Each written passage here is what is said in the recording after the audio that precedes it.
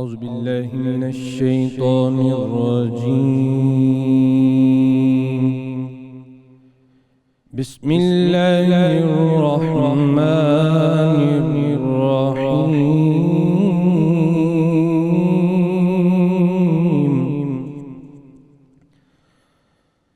إن الأبرار يشربون من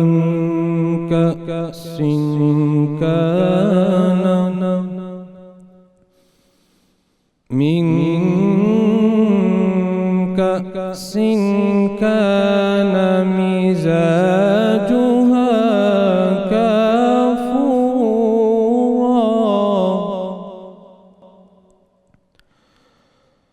عينا يشرب بها عباد الله يفجرونها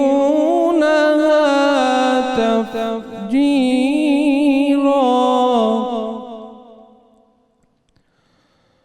ويطعمون الطعام على حبه مسكينا ويتيما وأسيرا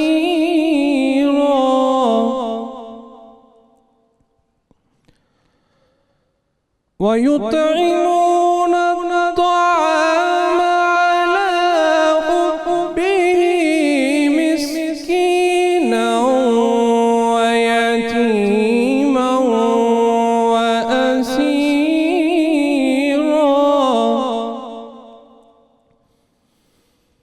إنما نطعمكم لوجه الله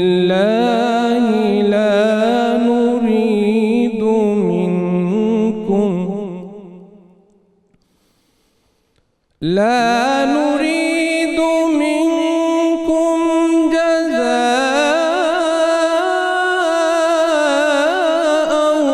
ولا شكورا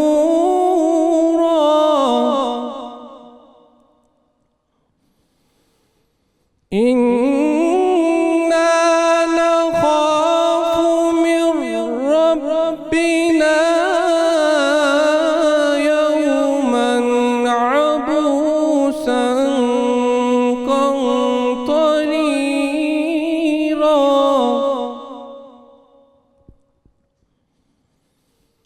فوقاهم الله شر ذلك اليوم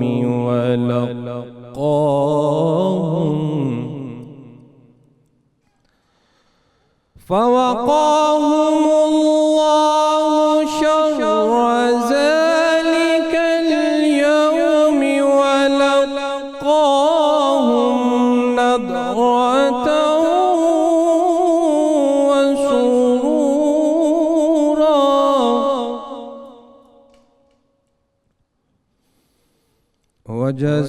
وجزاهم بما صبروا جنة وحريرا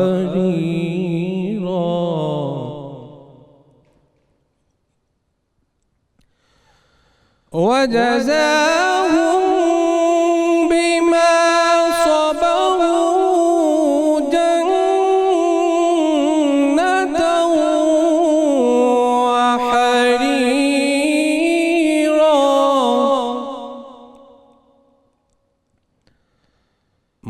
متكئين فيها على الأرائك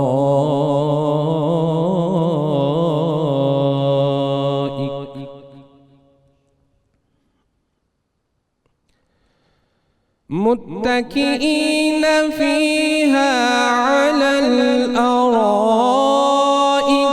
لا يرون فيها شمسا ولا زمهريرا لا يرون فيها شمسا ولا زمهريرا صدق اللہ العظیم۔ جزاک اللہ، جزاک اللہ، سبحان اللہ، سبحان اللہ، کیا کہنے کا صاحب، جزاک اللہ۔ اعوذ باللہ من الشیطان الرجیم، بسم اللہ الرحمن الرحیم۔ ناظرین گرامی، یو کے، U S A, Saudi Arabia, Europe, خلیجی ممالک، پاکستان سے باہر جہاں جہاں ہماری آواز اور تصویر جا رہی ہے، 92 نیوز کی طرف سے اور میری طرف سے رحمت رمضان افطار ٹرانسمیشن میں السلام علیکم ورحمۃ اللہ وبرکاتہ۔ آج کا جو موضوع ہے ناظرین گرامی، وہ اسلامی تاریخ کے حوالے سے، بحیثیت مسلمان اور انسانی تاریخ کے حوالے سے جو شخصیت ہیں، جو آج جن کی شخصیت پر ہمیں بات کرنی ہے، وہ اہم ترین شخصیات میں سے ایک شخصیت ہیں، مقدس ترین ہستیوں میں سے ایک ہستی ہیں، حضرت علی کرم اللہ وجہہ۔ ان کی ولادت پر، ان کی شجاعت پر، آقائے دو جہاں سرکار دو عالم صلی اللہ علیہ وآلہ وسلم کے ساتھ ان کا جو تعلق تھا، جس طرح سے آقائے دو جہاں سرکار دو عالم صلی اللہ علیہ وآلہ وسلم نے حضرت علی کرم اللہ وجہہ کی تربیت فرمائی، شیخین کے ساتھ جب خلافت آ جاتی ہے ان کا تعلق، پھر جب خود ان کی خلافت آتی ہے تو کس طریقے سے انہوں نے شورشوں کو کچلنے کی کوشش کی، کس طریقے سے انہوں نے اسلامی جو سلطنت ہے، جو ریاست ہے، اس میں انصاف کے اور دیگر معیارات جو ہیں ان کو قائم کیا۔ بہترین فیصلے کرنے والے جو ہیں وہ علی ہیں۔ اس کے پیچھے کیا حکمت ہے، کیا راز ہے، اور کیا ایسی وجہ ہے کہ کوئی آپ کے فیصلوں کو جو آپ کا معیار تھا اس معیار کو نہیں پہنچ پاتا ہے، اس کے پیچھے کیا دانش ہے۔ اور پھر سب سے بڑھ کر علم جو ہے، جب علم کا نام آتا ہے تو علی کا نام آتا ہے، علی کا نام آتا ہے تو علم کا نام آتا ہے۔ یہ اس کے پیچھے کیا حکمت ہے، کیا راز ہے، کیسے حدیث میں آتا ہے کہ آقائے دو جہاں سرکار دو عالم صلی اللہ علیہ وسلم روایتیں ہیں کہ جس طرح سے چڑیا اپنے بچوں کو چوگ دیتی ہے، ایسے آپ نے حضرت علی کرم اللہ وجہہ کو علم جو ہے وہ سکھایا ہے۔ یہ تو ایک بہت ہی وسیع موضوع ہے جس کو ہم کوشش کریں گے کہ جو ہمارا آج وقت ہے، تھوڑا سا ہمارے پاس وقت ہوتا ہے 2-2.5 گھنٹے کا، چونکہ اس میں تو آپ یہ سمجھیے کہ حضرت علی کے جو محاسن ہیں حضرت علی کرم اللہ وجہہ کے، اس میں سے کسی ایک پر بھی جسے کہیے کہ عوامی انداز میں ہم کہتے ہیں کہ صحیح طریقے سے جمع کر بات جو ہے وہ نہیں ہو سکتی، مگر ہم ایک پورا جائزہ لینے کی کوشش کریں گے آپ کی ولادت سے آپ کی شہادت تک، اور جتنے بھی اس بیچ میں جو ادوار گزرے ہیں، پھر بیوی فاطمہ کے ساتھ جو ان کا تعلق تھا، ایک خوبصورت تعلق تھا، جس طریقے سے وہ رشتہ ہوتا ہے حسنین کریمین کے ساتھ جو آپ کا تعلق تھا، اس پر ہم بات کریں گے۔ تو ایک وسیع موضوع جو ہے وہ آج ہمارے پیش نظر ہوگا، اور کیوں نہ ہو، چونکہ شخصیت ہی اس قدر جلیل القدر، اس قدر بزرگ شخصیت جو ہیں، ان کو آج ہم ڈسکس کرنے کی سعادت جو ہے وہ حاصل کرنے جا رہے ہیں۔ ہمارے ساتھ موجود ہیں مفتی فاروق القادری صاحب، کسی آپ تعارف کے محتاج نہیں ہیں، ویلکم ٹو دا شو مفتی صاحب۔ اور حضرت علی کرم اللہ وجہہ کی جب بات ہوگی تو علم کی بات ہوگی، تو آج ہمارا جو دوسرا موضوع ہے وہ حضرت علی کرم اللہ وجہہ کا بھی علم ہے، اور جنرلی بھی جو آج جس ہم علم کی بات کرتے ہیں، لازم بات ہے کہ جو حضرت علی کے بھی پیش نظر رہا اور اس کے اوپر بھی ہمیشہ انہوں نے بات کی ہے، اس پر بھی ہم بات کریں گے۔ سید قاسم علی شاہ صاحب ہمارے ساتھ موجود ہیں۔ اور مفتی صاحب، میں پھر آج ذرا کم بات ہوتی ہے اس کتاب پر، ہوتی ہے مجھے لگتا ہے کہ جتنی ہونی چاہیے نہج البلاغہ پر، اس پر بھی ہم بات کریں گے کہ کیسے اس سے بھی ہمیں سیکھنے کی ضرورت ہے۔ پھر جو مختلف یعنی کہ تاریخ کے ادوار میں جو آپ نے جو خطوط لکھے ہیں، اس پر بھی ہم ذرا بات کریں گے، اس کی زبان پر، اس کی فصاحت پر، اس کی بلاغت پر، اس کے پیچھے جو فلسفہ تھا، یہ سارے موضوعات جو ہیں اس کو ہم کور کرنے کی کوشش کریں گے۔ قاری شاہی صاحب ہمارے ساتھ موجود ہیں۔ سبحان اللہ قاری صاحب، کیا کہنا ہے؟ آپ کی شفقت، جزاک اللہ، جزاک اللہ، آج آپ نے وقت دیا۔ کراچی سے ہمیں ناصر حسین شاہ صاحب نے جوائن کیا ہے۔ آپ پی ٹی آئی کا فیس، اپنا معاف کیجیے گا، پاکستان پیپلز پارٹی کا فیس ہیں، اور ناصر صاحب مسکرا رہے ہیں، پی ٹی آئی کا نام میرے منہ سے نکل گیا۔ کیسے ہیں؟ ویلکم ٹو دا شو ناصر صاحب۔ شکریہ۔ مجھے اگر آپ مجھ سے اجازت دیجئے تو ہم پھر مولا علی کے اوپر تفصیل سے ایک ہی، تاکہ بیچ میں کوئی رکاوٹ جو ہے کسی قسم کی نہ آئے، چونکہ میں پہلے ابتدا کر لوں، پھر اس کے بعد ہم ذرا کچھ تھوڑی بہت سیاست کی بات کریں، وہ نامناسب مجھے لگ رہا ہے۔ تو ہم ایک ہی گو میں، پھر یہ مناسب رہے گا یا پہلے ہم بات کریں؟ نہیں، نعت کے بعد ناصر صاحب سے، ٹھیک ہے، تو پھر یہ مناسب رہے گا۔ اس کے بعد پھر ہم تفصیل سے ایک ہی گو میں اس پر بات کرتے ہیں، پھر مولا علی کے علم کے حوالے سے بھی بات ہوگی۔ ناصر صاحب، میری آواز آ رہی ہے آپ تک؟ جی ناصر بھائی، یہ بتائیے کہ یہ کل کیا ہوا ہے؟ لاک ڈاؤن ایک مرتبہ کھولا گیا، یہ کھولا تو آپ نے کھولا یا وفاقی گورنمنٹ نے کھولا، اور اس کے بعد پھر ہم نے دیکھا کہ ہر چیز جو ہے وہ سیل کر دی گئی، کسی ایک نتیجے پر پہنچتے ہوئے کیوں نظر نہیں آ رہے؟ جب اس قسم کی چیزیں ہوتی ہیں تو لگتا یہ ہے کہ سرکار جو ہے، یا سرکار کے مختلف جو اسٹیٹ کے جو اکائیاں ہیں وہاں بھی کنفیوژن پایا جا رہا ہے، پھر عوام اس سے ڈسٹرب ہوتے ہیں۔ بسم اللہ الرحمن الرحیم، اللہم صلی علی محمد و آل محمد۔ السلام علیکم جی سب کو۔ ایک تو آج بہت بڑی شخصیت کے لیے آپ نے بات کی جی، سعادت ہے ہمارے، بہت ہی بڑی سعادت ہے ہمارے امیر المومنین حضرت علی علیہ السلام کے سلسلے میں، جیسے ان کی شہادت کی کل دن ہے جی، اور آج بڑی رات بھی ہے، تو اس سلسلے میں تو اور یہ ہمارے لیے بڑی سعادت ہے سر۔ اور اس کے ساتھ پھر آپ نے ایک اس ٹاپک پہ آ گئے جو آج کل بہت مین ٹاپک ہے، ایشو چل رہا ہے، یہ لاک ڈاؤن اور یہ جو سارا سلسلہ ہوا۔ تو ایک تو دعا گو ہیں اور تمام علماء کرام یہاں پہ بیٹھے ہیں، عالم دین ہیں اور علماء حق ہیں، ان کی بات بھی سنی جاتی ہے اور ان کی ظاہر ہے دعا بھی، بے شک کہ یہ جو وائرس ہے اس سے سب کو، پوری انسانیت کو اللہ کریم پناہ دے اور اس سے بچائے، تاکہ سب لوگ خیر و عافیت سے رہیں اور ہر چیز بہتر ہو جائے۔ آمین۔ سر یہ جب ہمارے ہاں پہلا کیس 26 فیبروری کو یہاں پہ آئیڈینٹیفائی ہوا تھا، ایک کراچی میں اور ایک اسلام آباد میں، جی، تو اسی دن سے ہمارے چیئرمین بلاول بھٹو زرداری صاحب نے کہا اور پھر چیف منسٹر صاحب نے ایک ٹاسک فورس بنائی جس میں ماہرین تھے، مختلف ڈاکٹر اور دیگر جو اس ایپیڈیمک ایشوز پر اپنی دسترس جن کو حاصل تھی، جی، ان کی رہنمائی کی روشنی میں ہم نے یہاں پہ اسٹیپس لیے اور بہت ساری چیزیں ہم نے شروع کی۔ اس وقت ہماری کیپیسٹی جو ٹیسٹ کرنے کی تھی کو 80 کے قریب تھی، اس کو بڑھا کر آج ہم 5000 سے زیادہ ٹیسٹ کر رہے ہیں ڈیلی کے حساب سے۔ فیڈرل گورنمنٹ سے بھی کہا، فیڈرل گورنمنٹ کے اب ساتھ ہیں، ہم کوئی کنٹروورسی نہیں چاہتے اور آج بڑا دن بھی ہے اور مولا کے نام سے آج پروگرام ہے، تو کوئی ایسی بات نہیں کرنا چاہتا میں، لیکن تھوڑا سا ایک ایشو ضرور رہا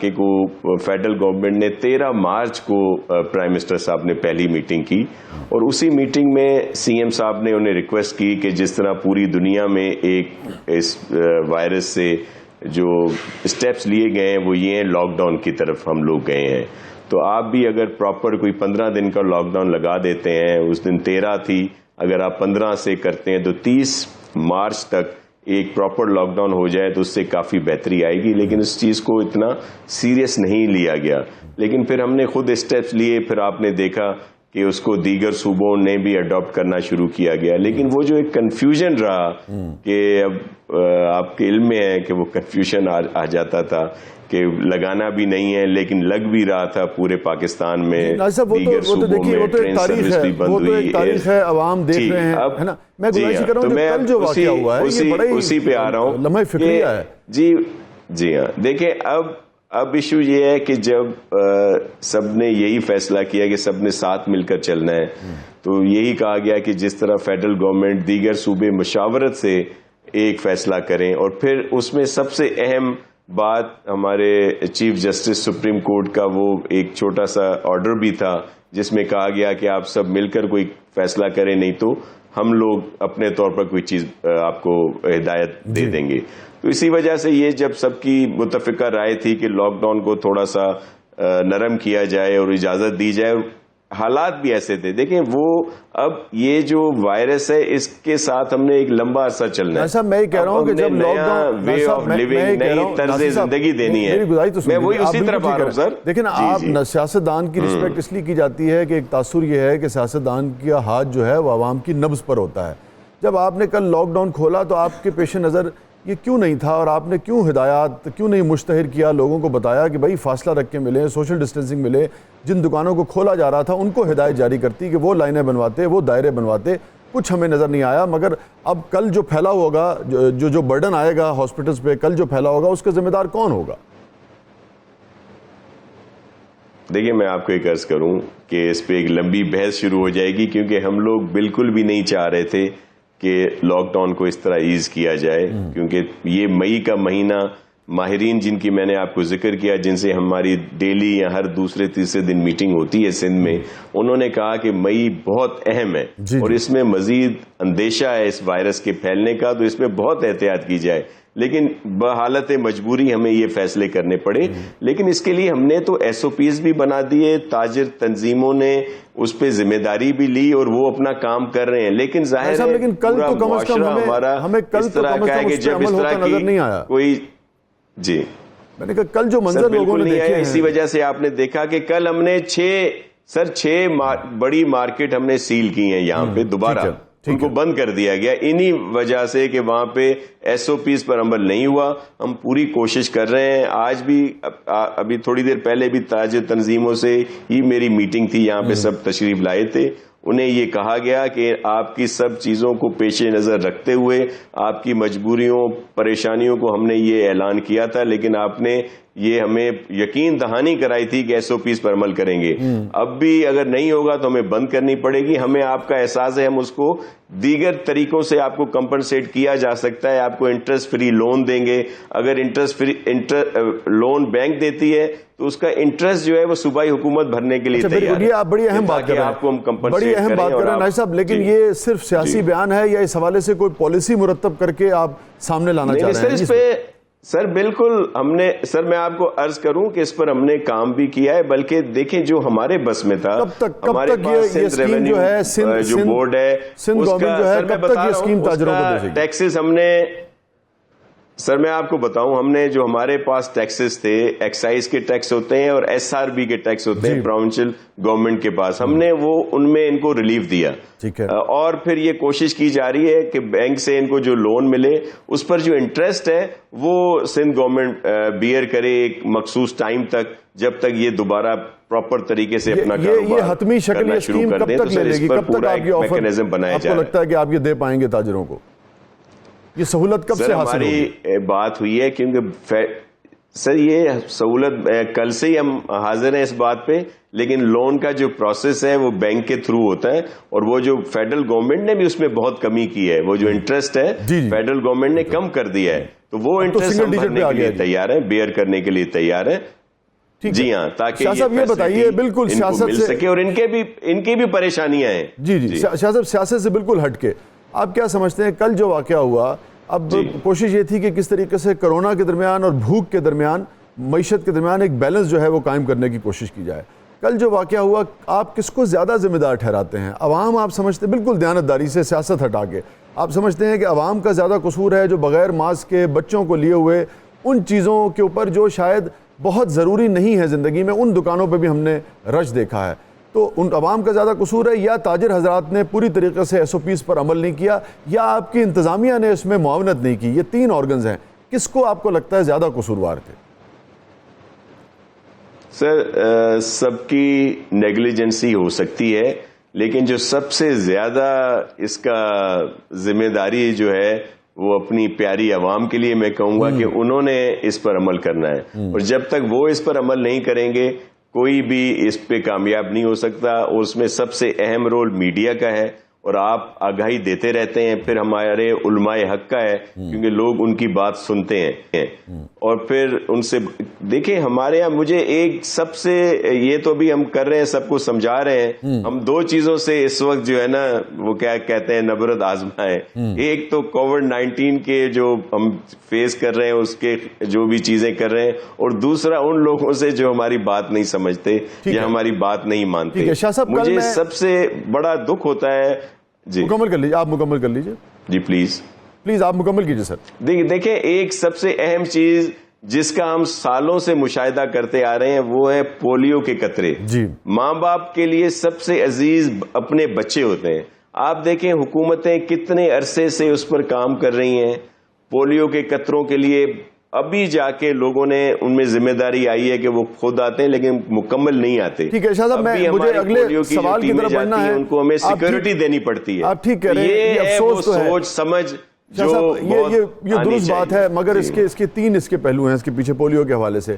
ہم نے اپنے عوام کو کیا اس پائے کی تعلیم دی ہے کہ ہماری عوام جو ہے یہ ریئلائزیشن کرے کہ کس چیز کی کتنی سگنیفیکنس ہے. یہ بھی ایک سوال ہے کہ قصور کس کا ہے, ان کو اتنا غیر تعلیم یافتہ رکھنا کہ یہ پولیو کے قطرے تک اپنے بچوں کو پلانے پہ راضی نہ ہو. سو یہ بات ہے. پھر آپ کو پتا ہے کہ جو شکیل آفریدی کا واقعہ تھا, اس نے بھی بہت ڈیمیج کیا تھا عوام کے اعتماد کو. کیا اس کو بحال کرنے کے لیے کوشش کی گئی؟ تو لمبی ایک یہ بحث ہو جائے گی, میں اس طرف جانا نہیں چاہ رہا.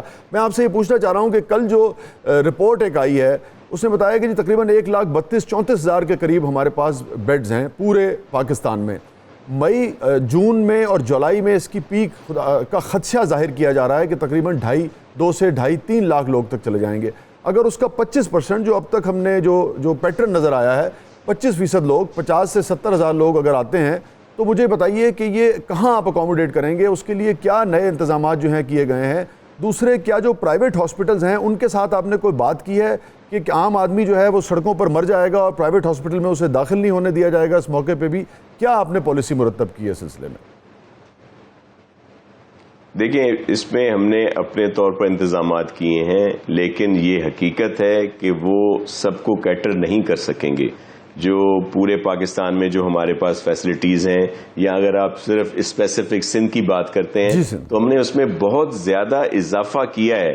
ایک ہزاروں کی تعداد میں ہم نے ارینجمنٹ کی ہیں, لیکن جس طرح کا یہ سننا جا رہا ہے کہ جو وائرس افیکٹ کرے گا, جن کا امیون سسٹم کمزور ہے, جو عمر رسیدہ ہیں, جو بیمار ہیں, جن کو یہ ہٹ کرتا ہے وائرس, پھر یہ ایک بہت بڑی تعداد آئے گی. اسی وجہ سے لاک ڈاؤن اور احتیاطی تدابیر کے لیے کہا جا رہا ہے. لیکن ہم نے ایک طریقہ کار ہم نے اپنے طور پر چیف منسٹر صاحب نے یہ میٹنگ کر کے ہم نے طے کیا ہے کہ جو ہمارے پاس فیسلٹیز اس وقت اویلیبل ہیں پورے صوبے میں, اگر وہ 50% وہ آکوپائڈ ہوتی ہیں اور وہاں پہ پیشنٹ آ جاتے ہیں, تو پھر ہم ایک مکمل طور پر لاک ڈاؤن کی طرف جائیں گے. اچھا, ٹھیک ہے. نائب صاحب, کوئی آپ چونکہ وزیر ہیں, کچھ فیکٹس اینڈ فگرز ہیں آپ کے پاس کہ سندھ کو کیا خدشہ ہے کہ جولائی تک کتنے سندھ میں, یعنی کہ پورے سندھ میں, سندھ کے دیہی علاقوں میں, اور کراچی چونکہ ایک بڑا شہر ہے 2-2.5 کروڑ کی آبادی, وہاں پہ کیا صورتحال دیکھ رہے ہیں؟ اور انتظامات میں اگر آپ فگرز ہمارے ساتھ شیئر کر سکیں کہ بھئی اتنے لوگوں کا خدشہ ہے اور اتنے انتظامات ہم نے کر چکی ہیں, اتنا ہمیں بیچ میں خسارہ گیپ لگ رہا ہے. دیکھیں, میں آپ کو عرض کروں کہ ایک تو ہم چاہے ہماری کیپیسٹی 80 سے 5,000 پلس تک ہم لوگ پہنچے ہیں ڈیلی ٹیسٹ کرنے میں, لیکن جہاں پہ کروڑوں کی آبادی ہے وہ سفیشینٹ نہیں ہے. ہم جتنا بھی مرضی زیادہ ٹیسٹ کریں گے تبھی. یہ جو فگرز آپ کو سندھ کی زیادہ محسوس ہوتی ہے, اس کی وجہ بھی یہ ہے کہ ہم WHO کے جو اسٹینڈرڈز ہیں ان کے تحت یہ ٹیسٹ زیادہ کر رہے ہیں, اور ان کے لحاظ سے. لیکن عجیب بات ہے کہ ابھی تک لوگوں میں کئی لوگ بتانا نہیں چاہتے. آپ کو پھر میں آپ کو عرض کروں کہ جہاں پہ اس طرح کے کیسز آ رہے ہیں وہاں پہ اگر ٹیسٹ کے لیے کہا جاتا ہے تو لوگ ٹیسٹ نہیں کروا رہے. یہی وہ ایک آگاہی ہے جو میں چاہتا ہوں اگر آپ تھوڑا سا میرے سوال کا جواب دے دیتے کہ کتنا آپ نے انتظامات کیے ہیں, کتنے بستر کا, تو لوگوں کو شاید تھوڑا سا تشفی ہو جاتی کہ اچھا اگر خدا نخواستہ بیماری آئے گی تو سرکار نے, گورنمنٹ نے ہمارے لیے اتنا انتظام کر رکھا ہے. اگر آپ فگر شیئر کر لیتے ہیں ہمارے ساتھ. وہ سر میں آپ کو فگر بتا دیتا ہوں, لیکن یہ تشفی کے لیے نہیں ہے کہ لوگ کوئی مطمئن ہو جائیں. میں آپ کے ذریعے سے یہ اویئرنیس دینا چاہتا ہوں کہ یہ حالات ٹھیک نہیں ہے. ہم پر الزام جو لگایا جا رہا ہے کہ بھائی سندھ گورنمنٹ لوگوں کو ڈراتی ہے, تو ہمیں کوئی شوق نہیں ہے کہ ہم لوگ ڈرائیں. ہم لوگ صرف حقیقت بیان کرتے ہیں تو ہم پر الزام لگائے جاتے ہیں. یہ ایک حقیقت ہے کہ یہ بڑی تشویشناک حالت ہے, اور اس وقت سر ہم نے پورے سندھ میں جو کیپیسٹی بڑھائی ہے, جو بیڈ کی اور دیگر چیزوں کی, وہ جہاں پہ ہر طرح سے ہم نے فیسلیٹیٹ کیا ہوا ہے, جو صرف بیڈ اور دیگر سہولتوں کا وہ 20,000 سے زیادہ ہے. لیکن جو وینٹیلیٹرز کی پوزیشن ہے ہمارے پاس وہ کوئی 500 پلس ہے, جو صرف کووڈ کے لیے ہم نے مختص کیے ہوئے ہیں, کیونکہ دیگر لوگوں دیگر ہاسپٹلز میں بھی ہے. پھر ہماری پرائیویٹ ہاسپٹل سے بھی مکمل طور پر وہ لوگ آن بورڈ ہیں, انہوں نے بھی ہمیں سپورٹ کرنے کے لیے کہا ہے, اور وہاں بھی ہم یہ سارے انتظامات جو ہیں وہ کرا رہے ہیں. گڈ. ناصر حسین شاہ صاحب, میرے ساتھ آپ رہیے گا. جب ہم واپس آئیں گے تو تھوڑا آپ سے پھر لائٹ گفتگو بھی کریں گے, ذرا جاننے کی کوشش کریں گے کہ کوارنٹین کے دنوں میں گھر میں آپ کے کیسے جناب تعلقات جا رہے ہیں بچوں کے ساتھ, ہماری بہن کے ساتھ. اور دوسرے یہ ہے کہ بھئی اپنا کچھ پڑھ رہے ہیں یا ٹی وی دیکھتے رہتے ہیں, نیٹ فلکس دیکھ کر وقت گزارتے ہیں, یا سارا دن جو ہے وہ پھر سی ایم ہاؤس میں رہتے ہیں. اس پر ذرا آپ سے تھوڑا سا بات کریں گے. چھوٹے سے وقفے کے بعد واپس آتے ہیں.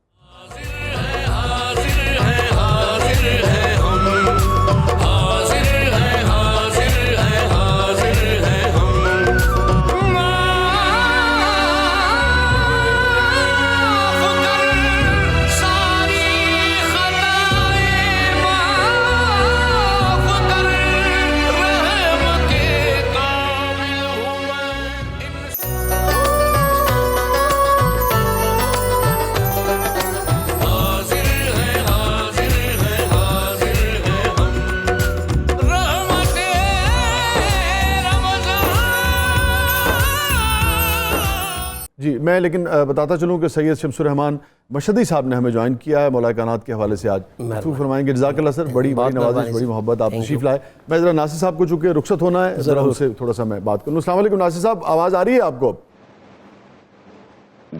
جی جی بالکل آ رہی ہے. ناصر صاحب آپ یہ بتائیے کہ جو کوارنٹین میں عموماً لوگ کہہ رہے ہیں کہ بھئی گھروں میں اتنا تو ہم زندگی میں شادی کے 20 سال بعد اپنی بیگمات کے ساتھ گھر وقت نہیں گزارا تھا جتنا ان 20 دنوں میں یا 2 مہینے میں گزار لیا. آپ کا تجربہ کیسا جا رہا ہے اس حوالے سے؟ سر ہمارا تجربہ کوئی اس طرح خاص اور بہتر نہیں ہے کہ ہم لوگ کام کر رہے ہیں, اور سی ایم صاحب نے مختلف اس پہ لگایا ہوا ہے. جیسے ہم نے کوارنٹین سینٹر بنایا پہلا سکھر میں, وہاں بھی مجھے جانا پڑ رہا تھا, اور وہاں پہ جو لوگ آئے تھے بارڈر سے ان کو رکھا گیا وہاں پہ, اور ایک بہت اچھے طریقے سے ساری چیزیں وہاں پہ ہم نے ادھر فیسلٹیز بھی دیں. شروع میں تھوڑی بہت تھی کمی, لیکن بعد میں اس کو مکمل کیا گیا. پھر یہ جو ٹاسک فورس ہے میں اس کا بھی حصہ ہوں پہلے دن سے. گھر میں پہلے سے زیادہ وقت گزارا آپ نے یا نہیں؟ جی اس کے لحاظ سے تو زیادہ گزارا ہے, جیسے پہلے زیادہ گزارا. تو یہ بتائیے کہ جب زیادہ گزارا تو ناصر حسین شاہ صاحب جو ہیں, جو اتنے جناب اپنی پارٹی کو ڈیفینڈ کرتے نظر آتے ہیں, اور پی ٹی آئی کی جب کوئی بات ہو تو بعض اوقات جب جلال میں آ جائیں تو بھی نظر آتے ہیں, تو گھر میں کیا ہاتھ بٹاتے ہیں فیملی کا, اپنے گھر والوں کا, یا بالکل یہ ہے کہ ہر چیز جو ہے بس وہ ناصر صاحب کو حاضر کر دی جائے گھر میں جب وہ ہوں؟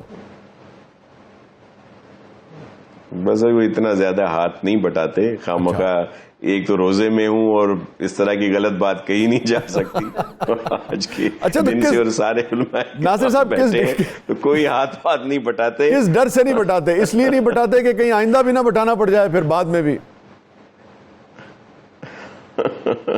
بس کچھ ایسا ہی سمجھ لیں. لیکن جیسے میں نے آپ کو کہا نا کہ سر ہمیں کوئی زیادہ وہ کوارنٹین والا سلسلہ نہیں رہا, کیونکہ وقت نہیں مل رہا. سی ایم صاحب خود بھی بہت کام کرتے ہیں, وہ تو نظر آ رہا ہے, ہمیں بھی اسی طرح کام کرنا پڑ رہا ہے. جی ہاں, لیکن پھر بھی دیگر دنوں سے کچھ ٹائم زیادہ گھر پہ ضرور رہنے کا ملا ہے. کچھ مصروفیت کم ہوئی ہے, وہ جو ایک پریشر ہوتا ہے عام لوگوں کا زیادہ کام کا, ڈپارٹمنٹس کا, وہ بہت کم ہے. لیکن اس کے باوجود اس طرح رہنا نہیں مل رہا. صاحب جتنا وقت مل رہا ہے بچوں کے ساتھ بہت انجوائے کر رہا ہوں جی, پڑھتے ہیں کچھ بہت زیادہ جی, بہت زیادہ انجوائے کر رہا ہوں, اور بچوں کے ساتھ, اور خاص طور پر اپنے جو میرے پوتا ہے اور پوتیاں ہیں, پھر وہ نواسے بھی ملنے آ جاتے ہیں, تو یہ بڑا اچھا وقت گزر رہا ہے. ان کو ٹائم میں زیادہ دے پا رہا ہوں. یہ آپ نے اچھا کیا بتا دیا. بہت سارے لوگوں کا تو یہ خیال تھا کہ آپ شادی شدہ ہی نہیں ہیں. چلے سر, ان کے نیک خیالات ہوں گے, لیکن شادی شدہ بھی ہوں, بلکہ پوتوں اور نواسوں والا بھی ہوں الحمدللہ. آپ والدہ محترمہ کے ساتھ کچھ بتا. اللہ کا بڑا کرم ہے, اللہ کا بڑا کرم ہے ماشاءاللہ. والدہ محترمہ کے ساتھ جی بالکل ان کے ساتھ, کیونکہ ان کی دعائیں ہیں, اور ہمیشہ سے والدہ کی دعائیں, ان کی طبیعت بھی کچھ زیادہ بہتر نہیں رہتی, تو ان کے ساتھ اب ٹائم ضرور کچھ مل جاتا ہے خدمت کرنے کا. اور ظاہر ہے گھر میں بھی آپ کی بھابھی کی بھی خدمت کرتے ہیں, وہاں پہ ضرور ہے ٹائم. بالآخر میں نے آپ سے نکلوا لیا یہ نا, یہ ہے خبر آج کی اصل میں کہ ناصر حسین شاہ صاحب جو ہیں وہ اہلیہ کی خدمت کر رہے ہیں کوارنٹین میں. جی بالکل بالکل, جی بالکل. اچھا یہ بتائیے کہ جو بچے ہیں آپ کے, بچوں کے ساتھ اور پوتے پوتیوں کے ساتھ, وہ طرح ہمارے ساتھ شیئر کریں کہ کیسے ان کے ساتھ, چونکہ لوگ جاننا چاہتے ہیں کہ بھئی بعض لوگ جو اتنے نامور ہیں, پاورفل ہیں, عہدوں پر ہیں, مگر اپنے نجی معاملات میں فیملی کے ساتھ ان کا بیہیویئر کیسے ہوتا ہے, وہ ذرا پوتے پوتیوں کے ساتھ کیسے آپ کھیلتے ہیں, وہ ہمارے ساتھ شیئر کریں کچھ. سر میں آپ کو عرض کروں, یہ ایک تاثر ہی ہوتا ہے کہ کوئی پتہ نہیں کیا ہے, ہم بھی بالکل عام زندگی ہے, عام لوگوں کی طرح بالکل اسی طرح ہے, اور یہ جو نظر آتا ہے وہ کچھ اور ہوتا ہے, حالانکہ کوئی زیادہ فرق نہیں ہوتا. اللہ کریم کا بڑا کرم ہے کہ بہت اچھی زندگی گزر رہی ہے, اور اس کے مہربانی کی وجہ سے اپنے حضور اکرم صلی اللہ علیہ وسلم کی صدقے میں, پنجتن پاک کے صدقے میں اللہ کی بڑی مہربانی ہے, تو ہو رہا ہے. لیکن سر جو ٹائم ہے, اور لیکن بڑا اچھا ٹائم گزر رہا ہے, اور پوری کوشش کی جاتی ہے کہ عام لوگوں کی بھی خدمت کریں.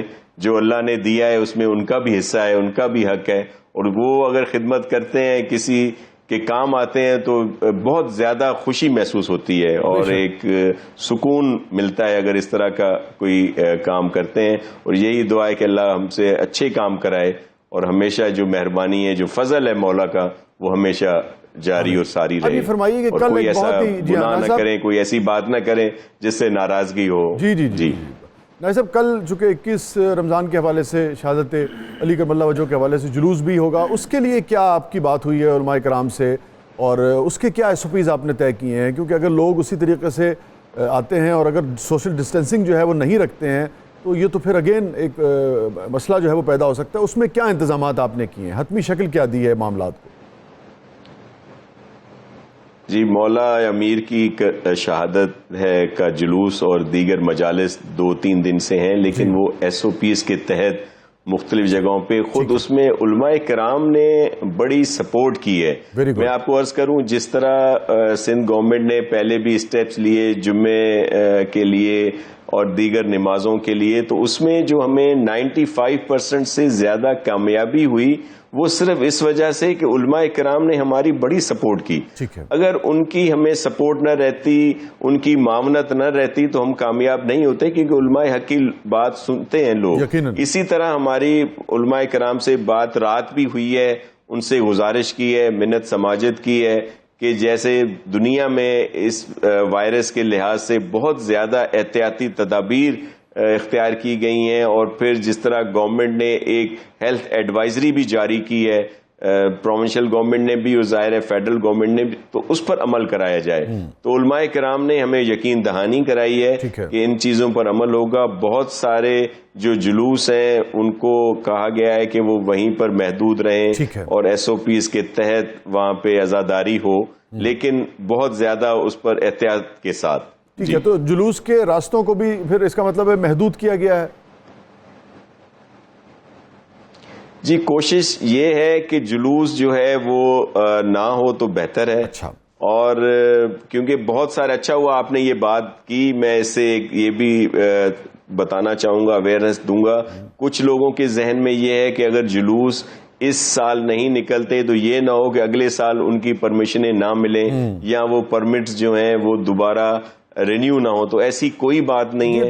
اس دفعہ یہ صرف اسی وجہ سے کہہ رہے ہیں تاکہ احتیاط کی وجہ سے. تو یہ کچھ لوگوں نے اس طرح کی رومرز دی ہیں سوشل میڈیا پہ یا ویسے، تو اچھا ہوا آج آپ نے بات یہ نکالی، تو میں آپ کے توسط سے یہ کلیئرفائی کرنا چاہتا ہوں کہ وہ ویسے ہی رہیں گی. تو اب مخصوص حالات ہیں، مجبوری سب سے ریکویسٹ کی گئی ہے کہ احتیاط. جی بالکل بالکل بالکل اس میں. اور میں نے سب سے عرض کی ہے کہ جس طرح دیکھ لیں اس وقت مکہ پاک میں کیا وہاں پہ کیا جا رہا ہے، مدینہ پاک میں کیا کیا جا رہا ہے، نجف اشرف اور کربلا مولا ہر جگہ مشہد مقدس میں کیا کیا جا رہا ہے، اسی طرح تو احتیاط کی جا رہی ہے. تو وہی ہم نے بھی احتیاط ضرور اس کو رکھنا ہے سامنے، اس پر عمل کرنا ہے. بالکل. اور آپ دیکھیے کہ جن مقدس ہستیوں کے حوالے سے ہماری جو عقیدتیں ہیں، یہ مقدس ہستیاں بھی اپنے چاہنے والوں کو، ماننے والوں کو کبھی نقصان میں نہیں دیکھنا چاہیں گی. یہ بھی ایک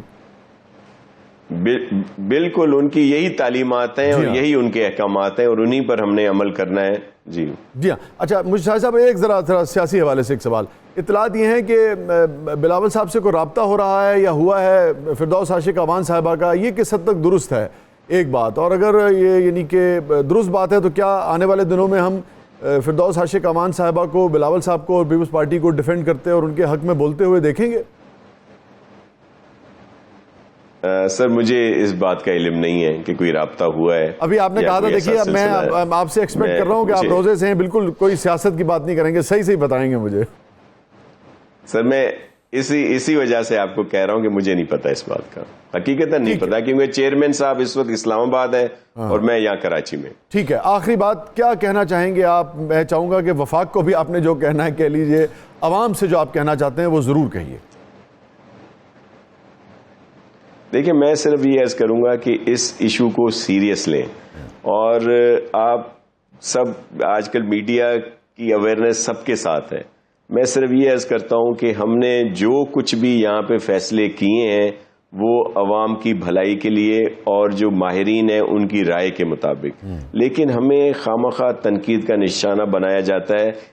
میں یہ کہتا ہوں کہ آج پولیٹیکل بات نہیں، لیکن آپ نے کہا ہے جیسے پی ٹی آئی ہے، میں کہتا ہوں کہ وہ بڑی خوش قسمت پارٹی ہے کہ اس کو جو اپوزیشن ہے وہ ایکسپیرینس اور سیریس لوگ اس میں ہیں. کیونکہ آپ پنجاب دیکھ لیں، دیگر جگہوں پہ دیکھ لیں، پی ایم ایل این یا پیپلز پارٹی یا دیگر پارٹیز کی طرف سے کبھی یہ نہیں کہا جاتا کہ آپ لاک ڈاؤن اگر وہ کر رہی ہیں وہاں کی پروونشل گورنمنٹ یا اسلام آباد میں ہے کہ جی وہ وہاں پہ ظلم ہو رہا ہے، وہاں پہ لوگوں کے ساتھ ناانصافی ہو رہی ہے. لیکن وہی ہمارے دوست، ظاہر ہے پی ٹی آئی کی گورنمنٹ پاکستان کے دیگر حصوں میں ہے، وہاں پہ اسی طرح کا لاک ڈاؤن ہوتا ہے، لیکن یہاں پہ لاک ڈاؤن ہوتا ہے تو وہ اس کی یہاں پہ علیحدہ سے تشریح کرتے ہیں. 30 سیکنڈ ہے ناصر صاحب میرے پاس، عوام کو کیا کہیں گے؟ 30 سیکنڈ ہے میرے پاس. سر میں عوام سے کہوں گا کہ خدارا اس وائرس سے بچنے کے لیے احتیاط کریں، کیوں احتیاط کریں گے تو آپ دیکھیں. میں آپ کو ایک بہت شکریہ، کیونکہ جون اور جولائی جو ہے ناظرین کو بہت ہی ایک سیکنڈ، بہت سارے بچے جو ہیں وہ افیکٹ ہوئے ہیں. اچھا، ہماری خواتین افیکٹ ہوئی ہیں. وہ کیسے ہوئی ہیں کہ لوگ جب باہر نکلتے ہیں احتیاط نہیں کرتے، گھر جاتے ہیں تو بچے بھی ان سے افیکٹ ہوتے ہیں اور ہماری مائیں بہنیں بیٹیاں بھی افیکٹ ہوتی ہیں. تو یہ احتیاط کریں گے تو خود بھی بچیں گے، اپنوں کو بچائیں گے، دوسروں کو بچائیں گے. بہت بہت شکریہ ناصر حسین شاہ صاحب. یہ ہے کہ جون اور جولائی اگلے جو 1-1.5 مہینہ ہے یہ بہت ہی اہم ہے. آپ خود دیکھ رہے ہوں گے کہ کہاں 100 مریض آ رہے تھے، 10 آ رہے تھے، 20 آ رہے تھے. اب یہ تعداد جو ہے وہ ڈیلی 1500 2000 پہ پہنچ گئی ہے. تو اگر یہ 3000 4000 پہ پہنچ جاتی ہے، اس کا 20% بھی اگر زیادہ بیمار ہوتا ہے تو آپ لوگ سوچ سکتے ہیں کہ کتنی خوفناک صورتحال جو ہے وہ پیش آ سکتی ہے. تو احتیاط جو ہے وہ لازم ہے. میں تو علماء سے آؤں گا تو میں بات کروں گا. مجھے تو لگتا ہے کہ یہ باقاعدہ ایک دینی تقاضا ہے کہ اس وقت احتیاط کی جائے. چھوٹے سے وقفے کے بعد واپس آتے ہیں.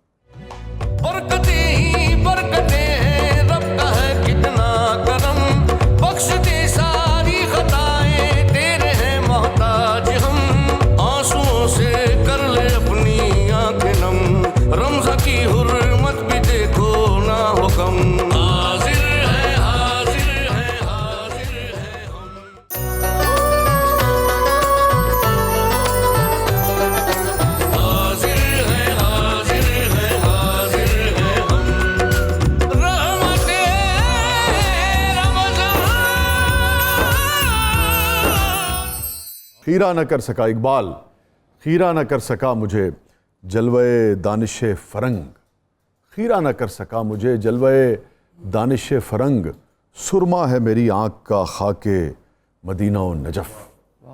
اعلیٰ حضرت، میں چاہوں گا کہ ہم ایک ہی واقعہ، چونکہ ہم آج پوری ایک طرح سے سیرت جو ہے، پوری جو سرکار کی جو حیات مبارکہ ہے حضرت علی کرم اللہ وجہہ کی، اس پر بات کرنا چاہ رہے ہیں.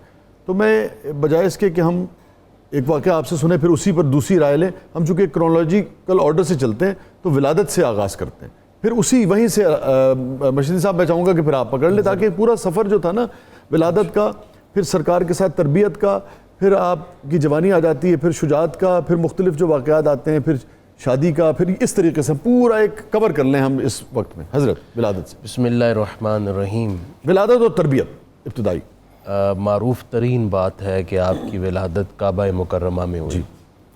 مولا علی کو اللہ تعالیٰ جی آپ کو مولود کعبہ کہا جاتا ہے، اور مولا علی کی خصوصیت ہے، ماہرین علم کہتے ہیں کہ کسی بھی بچے کے مستقبل کی تعمیر کا انحصار ان ہاتھوں پر ہوتا ہے جن میں اس بچے نے تربیت پائی. بے شک، سبحان اللہ سبحان اللہ. مولا علی کے کیا کہنے، آپ نے اپنے بچپن میں پرورش اور جوانی میں تربیت آغوش رسالت میں پائی. سبحان اللہ سبحان اللہ. پھر ان کی عظمتوں کو کیسے کوئی تصور میں لا سکتا ہے. بالکل درست بات. جب آپ نے الفت اور محبت کا احساس کیا تو سب سے پہلے رسول اللہ سے محبت کی. اللہ.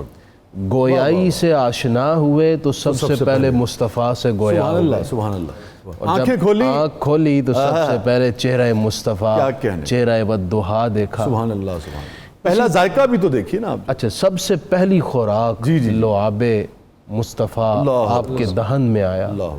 اور اسی وجہ سے علم و حکمت اور باطنی اسرار کا جو آغاز ہے اس پہلی غذا اور خوراک سے ہی ہو گیا، سبحان اللہ، بلکہ پہلی نگاہ سے ہی ہو گیا جب آپ نے چہرہ مصطفیٰ پر ڈالی۔ مولا علی کے فضائل کو کیسے میں بیان کروں کہ السابقون الاولون میں آپ، سبحان اللہ، بالکل عشرہ مبشرہ میں آپ، اصحاب بدر میں آپ، بیعت اصحاب رضوان میں آپ، اور مولا علی وہ ہیں کہ قرآن مجید کی متعدد آیات کا نزول آپ کی شان، بعض نے کہا کہ 300 آیات میں آپ کا تذکرہ، وَمِنَ النَّاسِ مَن يَشْرِي نَفْسَهُ ابْتِغَاءَ مَرْضَاتِ اللَّهِ کا مصداق آپ، ان الذین آمنوا وعملوا الصالحات سیجعل لهم الرحمن ودا کا مصداق آپ، وَلِكُلِّ قَوْمٍ ہاد کا مصداق آپ، انما ولیکم اللہ ورسولہ والذین آمنوا الذین یقیمون الصلاة ویؤتون الزکاة وهم راکعون کا مصداق آپ۔ اللہ اکبر، کیا کہنے مفتی صاحب، واہ واہ واہ۔ قرآن مجید کی ایسی بہت ساری آیات میں پڑھ سکتا ہوں، وہ اب مولا علی کی شان میں عظمت کے بیان میں اتری۔ آپ کو رسول پاک صلی اللہ علیہ وسلم سے قرابت ظاہری بھی حاصل ہے، قرابت باطنی بھی حاصل ہے۔ سبحان اللہ۔ قرابت ظاہری کا یہ عالم کہ بچپن سے لے کر جوانی تک حضور کی آغوش میں، پھر رسول اللہ نے اپنے جگر کا ٹکڑا بھی آپ کو دیا، اللہ اکبر، اللہ اکبر، ساری نسل سادات کے بانی حضرت مولا علی پاک۔ بے شک بے شک۔ اور میں یہاں پر یہ بھی کہنا چاہوں گا، رسول پاک صلی اللہ علیہ وسلم کی جس قدر احادیث تواتر کے ساتھ اور کثرت کے ساتھ مولا علی کی عظمت و شان کے بیان میں ہے، اتنی کسی اور کے بیان میں نہیں ہے۔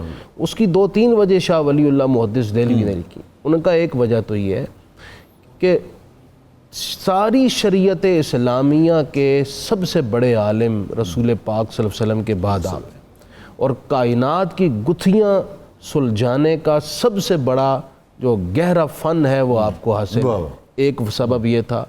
دوسرا، قرابت جو جس جہت سے آپ کو حاصل تھی وہ بھی ایک سبب تھا کہ آپ کی عظمت و شان میں زیادہ احادیث آئیں۔ یوں ہی مولا علی وہ ہیں کہ رسول پاک نے ان کے بارے میں بطور خاص ایسے ارشادات فرمائے جو آپ کا امتیاز ہے۔ مثلا آپ صلی اللہ علیہ وسلم نے جو شاہد بھائی نے شعر میں حدیث بیان کر دی، نہیں، جسم لحموں کا لحمی، جس دموں کا دمی، کہ اے علی میرا گوشت آپ کا گوشت میرا گوشت، آپ کا خون میرا خون ہے۔ اسی طرح یہ فرمایا محبو کا محبی و مبغضو کا مبغضی، جس نے آپ سے محبت کی مجھ سے محبت کی، آپ سے بغض رکھا اس نے مجھ سے بغض رکھا۔ یہاں تک آپ صلی اللہ علیہ وسلم نے ارشاد فرما دیا، من کنت مولا فہذا علی مولا، جس کا میں مولا ہوں اس کے علی مولا ہے، اور مجھے کہنے دیجئے وہ شخص ایمان والا ہو ہی نہیں سکتا جس کے سینے میں مولا علی سے محبت نہ ہو، اور جو ایمان والا ہے یہ نہیں ہو سکتا کہ اس کا سینہ مولا علی کی محبت سے خالی۔ سبحان اللہ، سبحان اللہ، سبحان اللہ، سبحان اللہ۔ بسم اللہ الرحمن الرحیم۔ بسم اللہ، پلیز پلیز پلیز۔ آپ نے چونکہ ترتیب بتا دی تھی، جی جی بالکل بالکل درست۔ سب سے پہلے تو میں مبارکباد عرض کروں گا آپ کو بھی، ساری انتظامیہ کو بھی، اور یقیناً اپنے ناظرین کو بھی، کیونکہ ذکر مولائے کائنات میں کسی حوالے سے بھی شامل ہو جانا یہ خوش بختیوں کا عروج ہے۔ بے شک بے شک۔ اور بات چل رہی تھی محبت مولائے کائنات پر، میں اس حوالے سے انتہائی اہم اور بنیادی بات میں چاہوں گا کہ آپ کے توسل سے میں امت مسلمہ تک اور ہر پیار والے تک پہنچاؤں، وہ یہ ہے کہ دین متین، دین اسلام کی بنیاد محبت رسول ہے، اور اس میں کوئی شک نہیں ہے۔ اقبال نے بھی کہا بمصطفیٰ برساں خیش را کے دی ہما اس، اگر بہو نہ رسیدی تمام بولہ بیست۔ حضور کی محبت اصل ایمان ہے، بنیاد ایمان ہے، روح ایمان ہے، اور اس کا بار بار قرآن مجید میں اللہ نے تقاضا فرمایا ہے کہ تم میرے حبیب سے محبت کرو، اور کس لیول کی کرو؟ کل ان کان آباؤکم وابناؤکم واخوانکم وازواجکم وعشیرتکم واموال اقترفتموها وتجارۃ تخشون کسادها ومساکن ترضونها احب الیکم من اللہ ورسولہ۔ یعنی اللہ نے کلیئر کیا کہ کائنات کے جتنے بھی رشتے ہیں ہر رشتے سے بڑھ کر میرے حبیب سے پیار کرنا. حب الیکم من اللہ و رسولہ، ہر رشتہ رہنے والے گھر سے لے کے بچوں تک سب رشتوں سے بڑھ کر رسول اللہ سے پیار کرنا ہے. تو جب یہ ایک بات طے ہو گئی کہ ساری کائنات سے بڑھ کر نبی پاک صلی اللہ علیہ وسلم سے پیار کرنا یہ عین اسلام ہے، یہ عین دین ہے، یہ بنیاد دین ہے. اب جس پہلو کو میں بالکل فوکس کروانا چاہتا ہوں وہ یہ کہ حضور سے جن کی نسبتیں ہیں ان سے پیار کرنا بھی ہم پر لازم ہے. وہ حضور کے صحابہ ہوں، حضور کی اہل بیت اطہار ہوں، حضور کی ازواج مطہرات ہوں. تو اصولی طور پر محبوب کی نسبتوں سے پیار کرنا یہ محبت کا بنیادی تقاضا ہوتا ہے. اب بات آ گئی مولا کائنات کی محبت کی. یہ جو میں بنیادی بات کرنا چاہتا ہوں، مفتی صاحب کی بھی نظر کرنا چاہوں گا، اور میں سچی بات ہے اس بات کو بہت عرصہ پڑھتا رہا اس بات پر، لیکن یہ بات آج ذہن میں آئی اور میں آج ہی نظر کر رہا ہوں کہ حضور کی ہر نسبت والے سے پیار کرنا یہ حق ہے، یہ ڈیوٹی ہے. لیکن اب بنیادی فرق آپ نے ملاحظہ فرمانا ہے کہ نبی پاک صلی اللہ علیہ وسلم کی محبت کے بعد حضور کی ہر نسبت والے سے پیار کرنا بالکل کلیئر ہے. لیکن مولا علی کو ایک اسپیشلٹی حاصل ہے اس محبت کے باب میں، وہ یہ ہے کہ حضور کی ذات کے بعد حضور کی نسبت والوں، چاہے وہ صحابہ ہیں چاہے وہ اہل بیت اطہار ہیں، ان سب سے بڑھ کر جس سے محبت کا تقاضا قرآن نے بھی کیا ہے اور آقا کریم کی زبان نے بھی کیا ہے، وہ ہستی صرف اور صرف مولا علی المرتضیٰ. سبحان اللہ سبحان اللہ. اور یہ بات سننے میں بڑی عجیب سی لگتی ہے، لیکن اس بات پر میں دلیل عرض کرنا چاہتا ہوں، اور دلیل قرآن و حدیث سے عرض کرنا چاہتا ہوں. قرآن مجید میں آیہ مبارکہ موجود ہے، یا ایھا الرسول بلغ ما انزل الیک من ربک. علماء تفسیر کا ایک بہت بڑا خوبصورت گروہ ہے جنہوں نے لکھا ہے کہ یہ آیت فی فضل علی ابن ابی طالب، یہ مولا علی کی شان میں نازل ہوئی. اور اس کا جو ترجمہ بنتا ہے وہ کیا ہے کہ اے پیارے رسول، لوگوں تک وہ چیز پہنچا دے، بلغ ما انزل الیک من ربک، جو چیز تمہاری طرف تمہارے رب کی طرف سے نازل کی گئی ہے. اب حضرت عبداللہ ابن مسعود فرماتے ہیں وہ کیا چیز تھی، وہ کیا شے تھی جو اللہ نے کہا کہ خاص طور پہ نازل کی گئی ہے، اس کو تبلیغ کر دے. وہ یہ تھی کہ اے لوگو، جس طرح تم پر اللہ نے مجھ محمد کی محبت کو فرض کیا ہے، میرے بعد باقی ساری انسانیت سے بڑھ کے اللہ نے تم پر علی کی محبت کو فرض کیا ہے. من کنت مولا، یہ بڑا خاص مسئلہ ہے. اب اس کی میں کیوں، بلا شبہ سیدہ کائنات کی بہت بڑی شان، بے شک تقدیس کے حوالے سے حسنین کریمین کی بہت بڑی شان، لیکن اس شان میں وہ ہستیاں بھی علی کی شریک نہیں ہیں. اللہ کیوں؟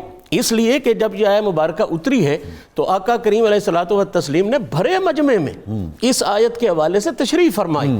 اور کیا الفاظ کیا ہیں اس حدیث پاک کے مستدرک میں، دیگر بھی معتبر کتب حدیث میں موجود ہے. اور اس حدیث کو تو غالباً علماء حدیث نے لکھا ہے کہ 14 بدری صحابہ سے یہ روایت موجود ہے. اتنی شان والی ہے کہ سرکار نے کیا کیا، اعلان کیا تھا بڑا خاص، الستم تعلمون انی اولی بالمؤمنین من انفسہم.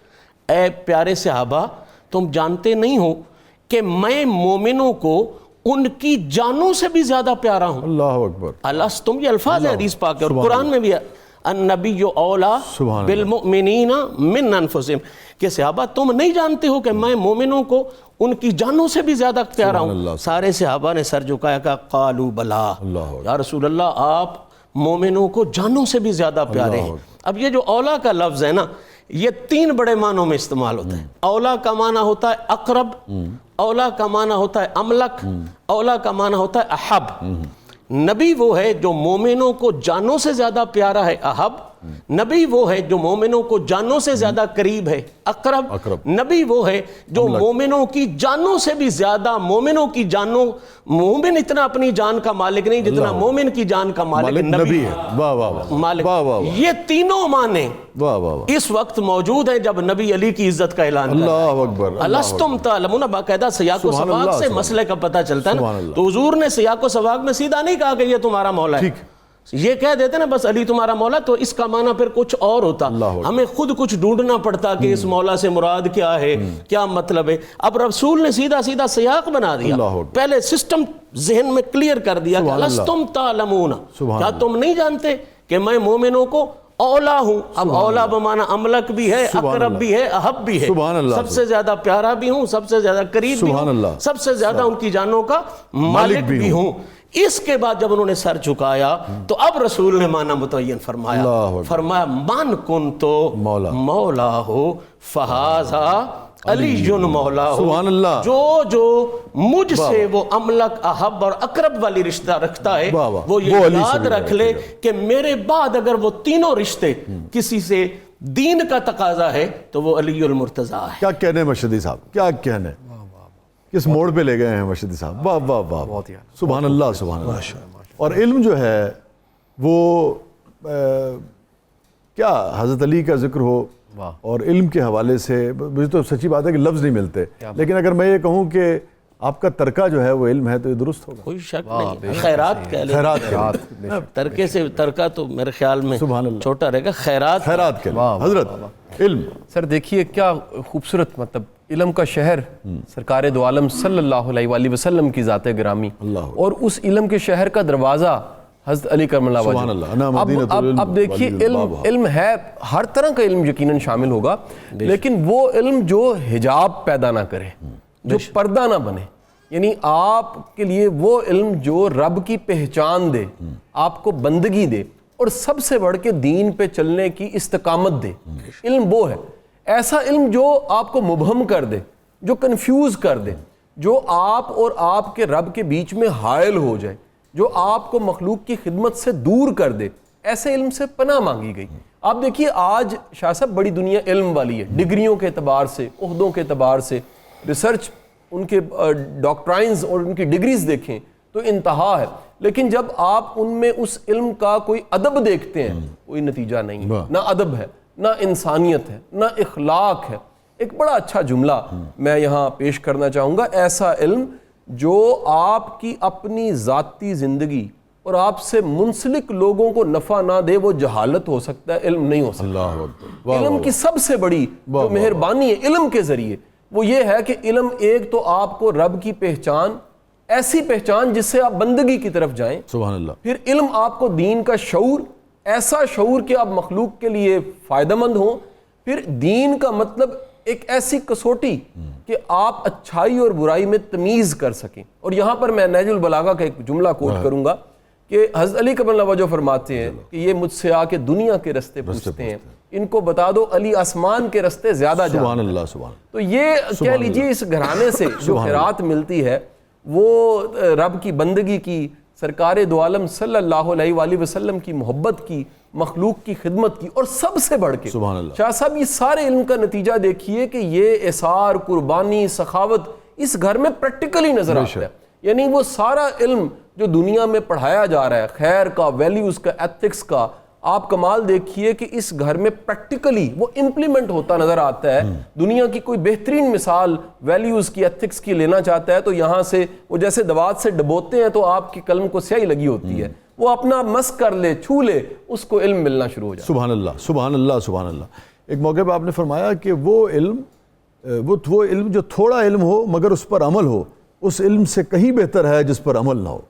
کیا کہنا حضرت. اب ذرا شجاعت پر, شجاعت علی پر ہے نا, کوئی ایسا جری, کوئی ایسا شجاع نہیں, اور عربوں سے داد لینا. سبحان اللہ سبحان اللہ. حضرت معروف جملہ ہے کہ بہادروں میں کوئی مولا علی جیسا بہادر نہیں, اور تلواروں میں ذوالفقار جیسی تلوار. کیا بات, سبحان اللہ. کاش کہ یہ جملہ آج کے نوجوانوں میں نقش ہو جائے, اور وہ جرت مند. قطع کلامی کروں گا, ارطغرل کے ذریعے جملہ کوٹ بھی کیا جا رہا ہے. جی یہ جملہ دلوں میں نقش کرنا چاہیے, اور سیکھنا اور سمجھنا چاہیے کہ جو مظلوم کے لیے کھڑا ہو, جو حق اور سچ کے لیے کھڑا ہو, اس کی کمر کبھی زمین پہ نہیں لگتی.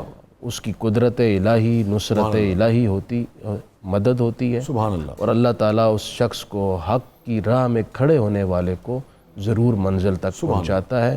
ارادے میں سچائی ہو, فولادی نیت ہو, تو پھر منزل مل ہی جاتی ہے. مفتی صاحب یہ فرمائیے, مجھے اگر آپ اجازت دیں اس کو شامل کر لیجیے. خیبر کی ایک تو سگنیفیکنس کیا تھی خیبر کی, اور اس موقع پر آقا نے فرمایا کہ جس کے ذریعے فتح ہوگی میں جھنڈا جو ہے وہ اس کو دوں گا. جی ہاں بالکل. اور سب کے دل میں تھا کہ یہ ہمیں نصیب ہو یا دیکھتے ہیں کہ بھی کس کو نصیب ہو. اور پھر حضرت علی اس دن تشریف نہیں لائے تھے, شوب چشمتا کہا جاتا ہے کہ آنکھوں میں کچھ کسی پریشانی کا شکار تھے آپ, آنکھوں کی ہلکی سی بیماری کے وجہ سے. سرکار اپنا لعاب دہن جو ہے وہ لگا دیتے ہیں اور آنکھیں ٹھیک ہو جاتی ہیں اور جھنڈا جو ہے وہ حضرت علی کو دے لیتے ہیں.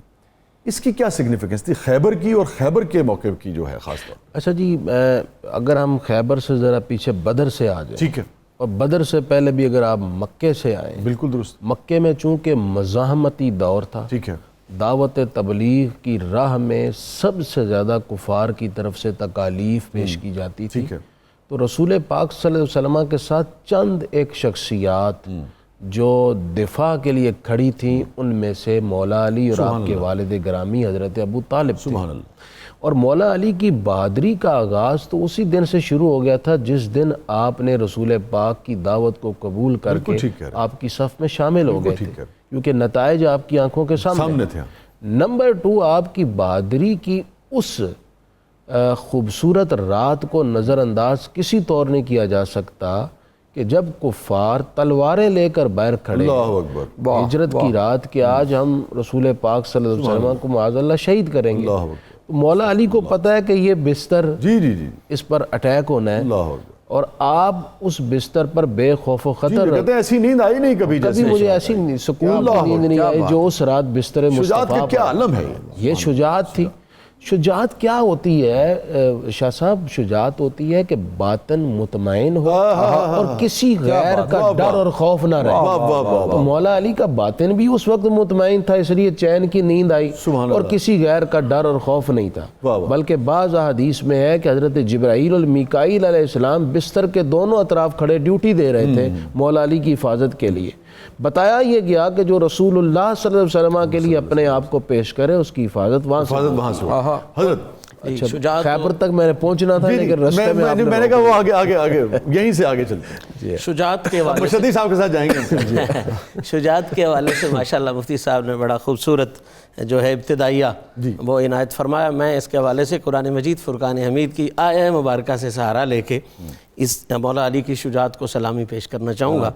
قرآن مجید میں آیہ مبارکہ ہے, یا ایھا النبی حسبک اللہ ومن اتبعک من المؤمنین. اس کا ترجمہ یہ ہے کہ اے نبی, اب مدد کے لیے ادھر ادھر کسی کی طرف دیکھنے کی ضرورت نہیں, اب دین کی خدمت کے لیے حسبک اللہ, آپ کا پروردگار بھی موجود ہے, ومن اتبعک من المؤمنین, اور علی جیسا وفا والا اور جرت کی انتہا والا آپ کا تابع دار بھی موجود ہے. تو باقی سارے جہان کی جرت مندوں کی جرتوں کو جہان سلام کرتا ہے, علی کی جرت کو قرآن سلوٹ پیش کرتا ہے. یہ ایک خاص شان ہے مولا کائنات کی. اور جس طرح مفتی صاحب نے بات شب ہجرت سے کی, آگے چلے جائیں مدینہ پاک ہم پہنچتے ہیں. بدر کا میدان پہلا بہت بڑا مارکہ ہے, پہلا فیصلہ کن مارکہ ہے, اور تاریخ اسلام میں یہ بات بڑے جلی حروف سے لکھی ہوئی ہے کہ بدر کے مارکے میں کوئی 70-72 کے قریب کافر مارے گئے ہیں, ان میں سے 37 اکیلے علی نے. ذرا اندازہ دیکھیں, 72 میں سے اکیلے 37, اور باقی بھی جو مارے گئے ہیں ان میں بھی علی کا حصہ شامل. اللہ اکبر. چھوٹے سے وقفے کے بعد واپس آتے ہیں, یہیں سے پھر کنٹینیو کریں گے. میں چاہوں گا کہ بدر کے بعد آپ سے تھوڑی سی اس پر بات کر لیں, پھر دوبارہ مرشدی صاحب کی طرف جائیں گے, پھر مجھے ذرا شاہ صاحب سے علم کے اوپر بات کرنی ہے. ناظرین چھوٹے سے وقفے کے بعد واپس آتے ہیں.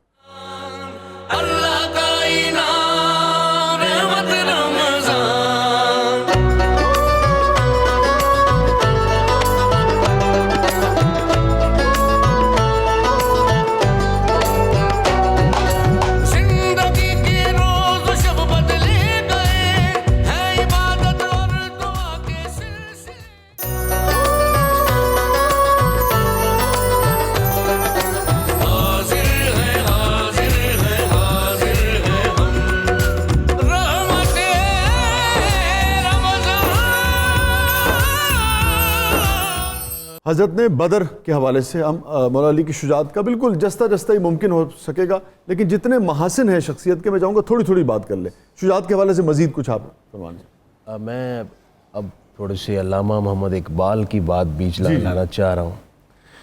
بڑے آئیڈیل اشعار آپ نے کہے ہیں, اور ان اشعار کے اندر آپ نے نہ صرف ایک مومن کی ترجمانی کی ہے، بلکہ نوجوان نسل کے لیے بالخصوص فکر کی راہ کھولی ہے۔ واہ واہ واہ، اقبال کہتے ہیں مسلم اول شہ مرداں علی، عشق را سرمایہ ایمان، سبحان اللہ، مسلم اول، واہ واہ شہ مرداں واہ علی۔ واہ واہ، یہ بات تو سمجھ آ جی جی گئی۔ جی جی، اگلا جو مصرع ہے، عشق را سرمایہ ایمان، واہ واہ واہ، عشق کے لیے ایمان کا سبحان اللہ، سرمایہ مولا کیا علی کہنے، کی کیا ذات ہے۔ کہنے، پھر اپنی کامیابی کا راز بتا رہے ہیں، فرماتے ہیں از ولائے دودھ مانش زندہ است، واہ واہ، از ولائے دودھ مانش زندہ ام، در جہاں مثل گوہر تابندہ ام۔ کہنے لگے ہیں کہ مولا علی کے خاندان یعنی اہل بیت کی محبت سے میں زندہ ہوں اللہ اکبر، اور اس جہان میں موتیوں کی طرح چمک رہا ہوں۔ سبحان اللہ، سبحان کہ مولا علی کی محبت نے مجھے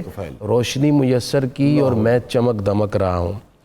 زمزم ار جوشد از خاک من ازوست، میں اگر ریزت از تاک من ازوست۔ اللہ اکبر، کہتے ہیں اگر میری خاک سے زمزم ابل رہا ہے تو یہ مولا علی سبحان کی اللہ، نسبت کے طفیل سبحان ہے، اللہ، سبحان اللہ، اور اگر میرے انگور سے شراب نکل رہی ہے تو یہ مولا علی کی وجہ سے ہے۔ پھر فرماتے ہیں ہر کے دانائے رموز زندگیست، سر آسمائے علی داند کے چیست۔ ہر وہ شخص جو زندگی کے رموز جانتا ہے اسے پتہ ہے کہ مولا علی کے ناموں کے اسرار کیا ہے، یہ اسے پتہ ہے۔ شیر حق این خاک را تسخیر کرد، این گلے تاریک را اکسیر کرد۔ کہتے ہیں کہ اللہ کے شعر مولا علی نے اس خاک کو مسخر کیا اور اس تاریک مٹی کو اکسیر بنا دیا۔ اور پھر آخر میں دو شعر بڑے اہم، زیر پاش این جاں شکوہ خیبر است، دست او آ جاں قسیم کوثر است۔ سبحان اللہ، فرماتے ہیں اس دنیا میں خیبر کی شان و شوکت مولا علی کے پا کے نیچے ہے، اللہ اکبر، اور اس جہان میں مولا علی قسیم کوثر ہے۔ کیا کہنے، ذات او دروازہ شہر علوم، زیر فرمانش حجاز و چین و روم۔ سبحان اللہ، سبحان فرماتے ہیں مولا علی کی ذات شہر علوم کا دروازہ ہے، اور آج بھی اللہ اکبر، چین، روم اور حجاز یعنی ساری دنیا مولا علی کے فرمان کے تابع ہے۔ سبحان اللہ، یہاں فکر کی راہ یہ ہے کہ اگر تم اس عہد میں کامیابی اور ارتقاء چاہتے ہو تو کس راہ پر چلنا پڑے گا، کیا اسٹریٹجی بنانی پڑے گی، کیا حکمت عملی اختیار کرنی پڑے گی، تو اپنی افکار کا رخ تبدیل کرو، مولا علی کی سیرت کی طرف لے جاؤ، وہاں سے تمہیں یہ روشنی اور یہ راستہ ملے گا۔ وہ بات چونکہ شجاعت کی آپ نے پوچھی تھی تو مفتی صاحب نے بڑا خوبصورت ایک علامہ اقبال کے حوالے سے بات کی۔ بدر کے بعد احد کا میدان آتا ہے، اور احد کی جنگ بڑی خاص جنگ ہے۔ بدر میں جنگ شروع ہونے سے پہلے پریشانیاں تھیں، لیکن جب جنگ شروع ہوئی تو شروع سے ہی مسلمانوں کا پلہ بھاری رہا۔ احد میں ایک لمحہ ایسا آیا ہے جب مسلمانوں کی حالت بڑی دگرگوں ہو گئی، آقا کریم زخمی بھی ہوئے، اور یہ بات پوری انسانی تاریخ مانتی ہے، اپنے بھی غیروں نے بھی لکھا ہے، حدیث میں بھی آیا ہے، تفسیر میں بھی آیا ہے کہ احد میں جس وقت مشکل ترین لمحات تھے، جی جی جی جی جی، اس وقت جو واحد ہستی جی ہاں، میدان چھوڑ کے ایک لمحے کے لیے بھی باہر نہیں نکلی اور حفاظت مصطفیٰ والا کام سر انجام دیتی رہی، وہ ہستی مولا کائنات جناب علی المرتضیٰ کی ہستی۔ آپ ہی کی للکار پر باقی صحابہ جو بکھر گئے تھے اس حملے کی وجہ سے وہ بھی اکٹھے ہوئے، اور دوبارہ بیچ میں یہ افواہ بھی پھیل گئی تھی کہ بلا شبہ اس اب اگلا مرحلہ جو بیان فرما دیجئے، اب اس سے اگلا مرحلہ میں زیادہ تو نہیں بیان کر سکتا، لیکن خندق اور خیبر کی طرف ضرور اشارہ کروں گا، چونکہ آپ نے وہ کہا ہے اور اس پر بات نہیں، مجھے لگتا ہے اس پورے اس میں اس کی سگنیفیکنس بہت ہے، اس لیے میں چاہ رہا تھا خندق لیکن علامہ نے بھی خاص طور پہ خیبر کا ذکر کیا۔ خندق کا مرحلہ ایسا ہے جہاں علی کی شجاعت جو ہے وہ پورے جوبن پر ہے، اور پھر وہ جو جب آپ نے پرچم عطا فرمایا ہے وہ خیبر اس کی جو سگنیفیکنس بہت ہے، اس کی بھی علامت بہت ہے، اس لیے مجھے لگتا ہے یہ جو خندق ہے نا جس کو غزوہ احزاب کہتے ہیں، تیسری جنگ اسلام کی بہت بڑی جنگ، اس میں جو علی کی جرأت کا سٹیٹس ہے اور جو اس پر مہر لگائی میرے آقا کریم علیہ الصلوۃ والتسلیم نے، وہ اپنی مثال آپ، وہ 1000 بندے سے مقابلے والا بندہ خندق کراس کر کے آ گیا اور اس نے 3 دفعہ للکارا کہ نکالو کوئی میرے مقابلے کا، نکالو کوئی میرے مقابلے کا. ہر دفعہ حضرت علی اٹھتے, حضور بٹھا دیتے. پھر اس کے آخری سوال پر جناب علی المرتضیٰ کو تیار کر کے جب حضور نے بھیجا نا, تو ہر بندہ جنگ میں جاتے ہوئے تھوڑا سوچتا ہے, لیکن علی پاک جو عاجزی کا اعلیٰ ترین نمونہ تھا, سبحان اللہ, اس جنگ میں جاتے ہوئے پوری طرح ٹہل کے گئے, بن کے گئے اس طرح. تو حضرت مولا کائنات جب اللہ کے نبی نے سجا کے سنوار کے بھیجے ہیں نا, تو دو چیزیں اس مقام پر بہت اہم ہیں. انسان کے پلے قبلہ شاہ صاحبان دو چیزیں ہیں, ایک ہوتا ہے عمل جی, اور ایک ہوتا ہے اس کا عقیدہ. بے شک. خندق کے موقع پر علی کی دونوں چیزیں رسول نے سارے جان سے سگنیفیکنٹ کر. اللہ اکبر. کیسے؟ اللہ اکبر. جب علی المرتضیٰ جا رہے ہیں تو جاتے ہوئے میرے نبی نے کہا یہ عام شخصیت نہیں جا رہی, یہ کل ایمان کل کفر کے مقابلے میں جا رہا ہے. واہ واہ واہ واہ واہ واہ, سبحان اللہ سبحان اللہ. کل ایمان کل کفر کے مقابلے میں. اور کل کفر وہ تھا اس لیے کہ پورا کافر عالم کفر جو تھا وہ مقابلے پر تھا, اور انہوں نے چن کے ابن ود کو بھیجا تھا. بہت ہی خوبصورت. کل ایمان کل کفر کے مقابلے, عقیدے کے حوالے سے علی کا یہ لیول ہو گیا. پیچھے رہ گیا جناب عمل. تو اب اگلا سنیں, جب علی نے ضرب لگائی اور اس کو ٹکڑے ٹکڑے کر دیا, اور پھر کسی خاص حکم سے تلوار کو روکا گیا کہ آگے نہ چلی جائے, تو اس وقت رسول اللہ کریم نے فرمایا ضربت علی یوم الخندق افضل من عبادت الثقلین. اللہ اکبر. عمل کی بات سنیں نا, عمل عبادت, دونوں جہانوں کی عبادتیں اکٹھی ہو جائیں تو علی کی ایک ضربت جو ہے وہ دونوں جہانوں کی عبادتوں سے افضل ہے. اب عقیدہ دیکھیں اور عمل دیکھیں, علی کی کیا امتیازی شان ہے. اب چلیں خیبر کی طرف. خیبر پہنچتے ہیں تو روزانہ آقا کریم بھیجتے ہیں, جنگ ہوتی ہے, فیصلہ نہیں ہوتا, پھر مولا کائنات کو طلب کیا جاتا ہے. اور شام کو میرے نبی نے یہ اعلان فرمایا, لأوتین هذه الرایا غدا رجلا یفتح اللہ علی یدیہ یحب اللہ ورسولہ ویحبہ اللہ ورسولہ. فرمایا کل میں دوں گا یہ جھنڈا, اور جسے میں جھنڈا دوں گا اس کو اللہ فتح دے گا, اور اس کی نشانی یہ ہے کہ وہ اللہ اور اللہ کے رسول کو بڑا پیار کرتا ہے, اور اللہ اور اللہ کے رسول اسے بڑا پیار کرتا ہے. سبحان اللہ. اب حضرت کمال حسن یہ ہے کہ ساری رات سے آبا دعا کرتے رہے, یا اللہ جھنڈا صبح مجھے مل جائے. حتیٰ کہ علامہ علی قاری نے یا علامہ عینی نے, مجھے پوری طرح واضح نہیں ہے یہ بات لکھی, کہ ایک صحابی ایسے بھی ہیں کہ جن کی ٹانگ میں زخم ہے پچھلی کسی جنگ کی وجہ سے, پوری طرح مندمل نہیں ہوا, وہ بھی دعا مانگ رہے ہیں کہ یا اللہ جھنڈا صبح مجھے مل جائے, مجھے مل جائے. سوال تو بنتا ہے نا کہ آپ تو جھنڈا تو اسے ملنا چاہیے جو بھاگ سکے, دوڑ سکے, آپ کی تو ٹانگ ہی کام نہیں کرتی. تو اس صحابی کا دعا کرنا یہ عملاً ثابت کر رہا ہے کہ صحابہ کو یقین تھا کہ کل جس کو جھنڈا ملنا ہے نا, وہ لڑنے والے کی لڑائی کی وجہ سے نہیں ہونا, محمد کی عطا کی وجہ سے ہو جائے. سبحان اللہ. صبح ہوئی, حضور نے علی المرتضیٰ کو بلایا, علی پاک نے آنکھوں کی شکایت کی, سرکار دو عالم صلی اللہ علیہ وسلم نے نسخہ نہیں لکھا, گولی نہیں دی, ٹیکہ نہیں دیا, نفل بھی نہیں بتائے, وظیفہ بھی نہیں بتایا کہ چلو یہ جا کے پڑھ لو. فبصق رسول اللہ صلی اللہ علیہ وسلم, میرے آقا کریم نے اپنا لعاب دہن شریف آنکھوں پہ عطا کیا. اور امام بخاری لکھتا ہے فبرئ کألم یکن بہ وجن, ابھی تھوک کی تری خشک نہیں ہوئی تھی کہ مولا علی کی آنکھوں میں نہ صرف شفا آ گئی بلکہ بصیرت کی انتہا بھی آئی. صرف شفا نہیں آئی, بصیرت کی انتہا بھی آئی. اور پھر وہ کوفہ میں جو مرحلہ آیا تھا کہ آپ نے کہا تھا کہ میں آسمانوں کے راستوں کو بھی جانتا ہوں اور زمین کو بھی نیچے تک جانتا ہوں, تو کسی نے پوچھا تھا نا کہ اتنی بصیرت کہاں سے آئی ہے, تو آپ نے فرمایا تو وظیفوں سے نہیں آئی, محمد کی تھوک مبارک کا صدقے میں آئی. تو اس دن سرکار نے جب کہا کہ جائے یہ, تو ڈنڈا دے کے بھیجا, تو غیر فرار کرار, بار بار حملہ کرنے والا ہے, پیچھے ہٹنے والا نہیں ہے. تو جب علی کی جرت ہو, پیچھے محمد کی ہمت ہو, حضور کی سنگت ہو, حضور کی دعائیں ہو, تو پھر جہان نے وہ منظر دیکھا کہ خیبر کا وہ در جو 40 آدمی اٹھا نہیں سکتے تھے, علی نے انگلی پر گھما کے ڈھال بنائے رکھا. تو دنیا کو بتایا نا کہ شاہ مرداں شیر یزداں قوت پروردگار لا فتح الا علی, لا سیف اللہ ذوالفقار. سبحان اللہ. آپ کی جرت, آپ کی. میں اگلے مرحلے میں چاہوں گا, چونکہ یہ بھی اہم نقطہ ہے, اور اس حوالے سے بھی اس پلیٹ فارم سے ایک خوبصورت پیغام جو ہے وہ جانا چاہیے شیخین کے ساتھ جو آپ کے تعلقات ہیں، اس پر ہم ذرا بات کریں گے تاکہ ایک محبت کا وہ جو حقیقت ہے اس میں کوئی وہ نہیں حقیقت ہے، لیکن اس حقیقت کو شاید اس طریقے سے بیان نہیں کیا جاتا جس طریقے سے اس کو بیان کرنے کا حق ہے. تو شیخین کے ساتھ جو تعلق ہے اس پر ہم چاہیں گے، اور آپ تو کمال پھر کر دیتے ہیں مفتی صاحب اپنا. اگر علم والا لنگر کوئی قاسم علی شاہ صاحب کی دسترس سے کچھ بچ گیا تو شاہ جی علم کے اوپر آپ کو سوال کر رہے تھے. میرے سوال تو میرے پاس بے شمار ہیں. آپ مجھے یہ بتائیے کہ یہ جو مولا علی جس علم کی بات کرتے ہیں خاص طور پہ، کیا ہم آج جو علم حاصل کر رہے ہیں یہ وہی علم ہے جس کی بات کی گئی ہے، یا یہ آپ سمجھیے کہ وقت کا ضیاع ہے، یا صرف ہنر ہے؟ شاہ صاحب دیکھیے علم کی شاخ تو ہے لیکن کیا اعلیٰ شاخ ہے؟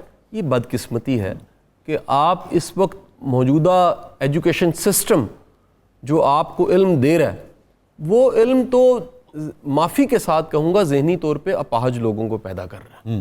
وہ قلبی طور پہ بھی کوئی بہتر لوگوں کو پیدا نہیں کر رہا، وہ سماجی طور پہ بھی کوئی ایکٹیو لوگ نہیں ہیں. اس کا آپ ثبوت دیکھ لیجئے.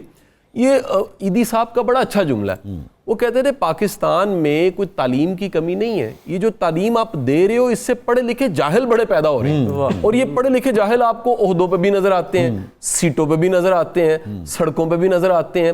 ان کے پاس ڈگریاں ہیں، لیکن جو ڈگری آپ کو اخلاق اور کردار نہ دے، وہ ڈگری پھر کاغذ کا ٹکڑا ہی ہے. شفاق احمد کے بقول کہ آپ نے کاغذ کا ٹکڑا خریدا اتنے سال لگا کے، کیونکہ بنیادی طور پہ ایک ڈگری سے آپ کو دو چیزیں تو کم از کم ملنی چاہیے، ایک اخلاق و کردار، دوسرا ہنر.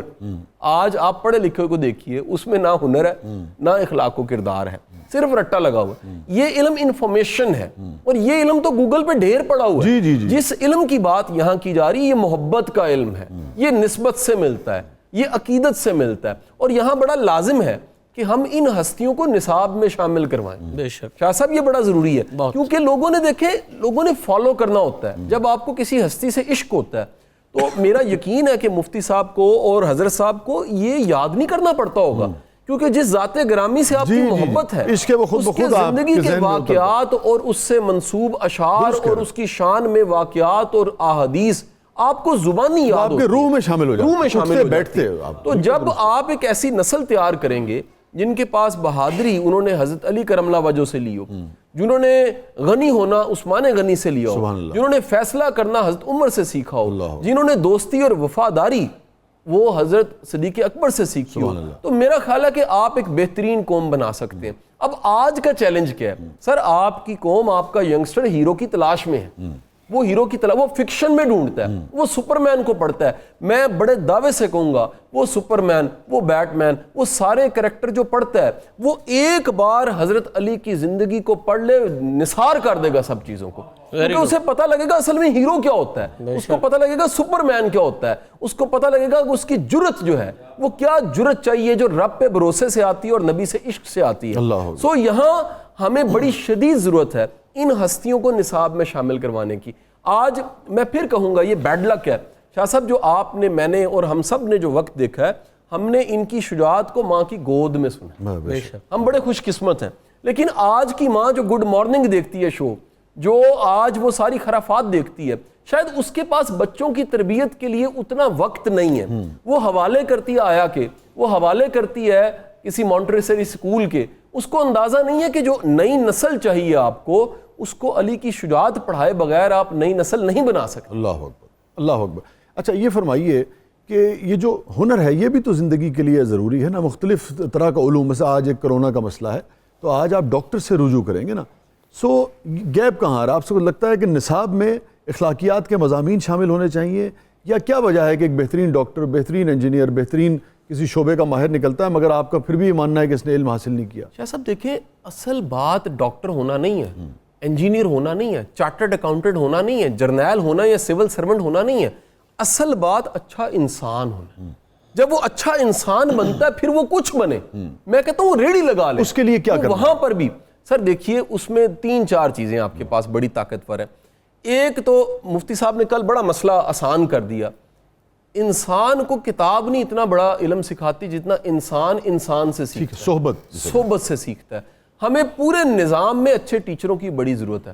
آپ اور میرے زمانے میں شاہ صاحب ہم اتنے پی ایچ ڈی پروفیسر نہیں دیکھتے تھے، اس سے پیچھے وہ بھی نہیں تھے. اس قدر کمیٹڈ لوگ تھے. آج دیکھیں آپ کے پاس یونیورسٹیوں کالجز میں پی ایچ ڈیز کی تعداد 12,000 سے زیادہ ہے, لیکن میرے سننے والے جو بچے ہیں ان سے میرا سوال ہے کہ کتنے ایسے استاد آپ کو ملے ہیں کہ آپ کے دل میں ان کے لیے محبت اور احترام ہو ان کے کردار کی وجہ سے.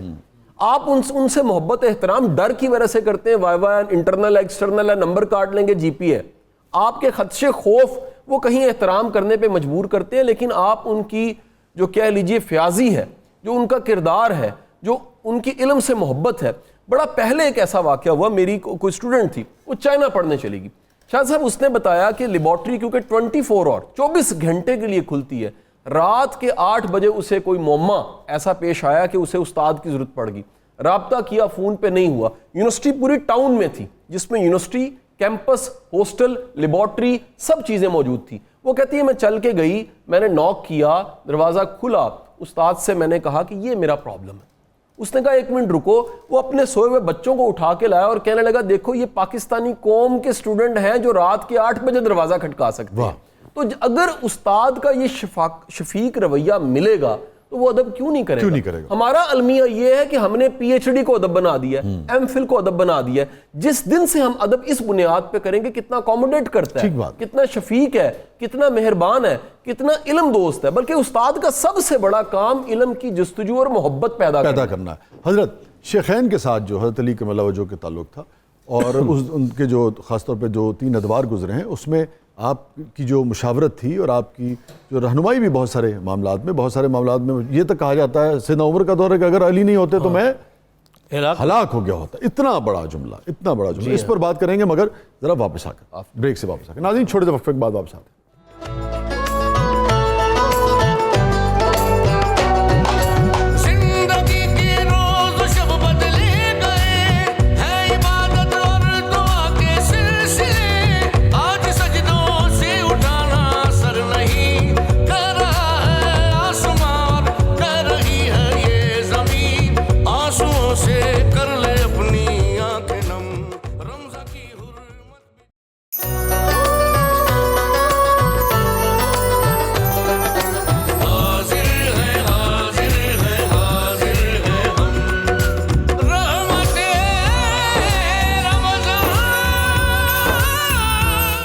حضرت شیخین کے ساتھ جو آپ کا باہمی احترام کا, محبت کا تعلق تھا, اور جس طریقے سے معاملات میں سہولت پیدا کی جاتی تھی, ایک دوسرے کے لیے مدد کی جاتی تھی, اس پر قرآن مجید نے اس مسئلے پر خود نص فرمائی ہے.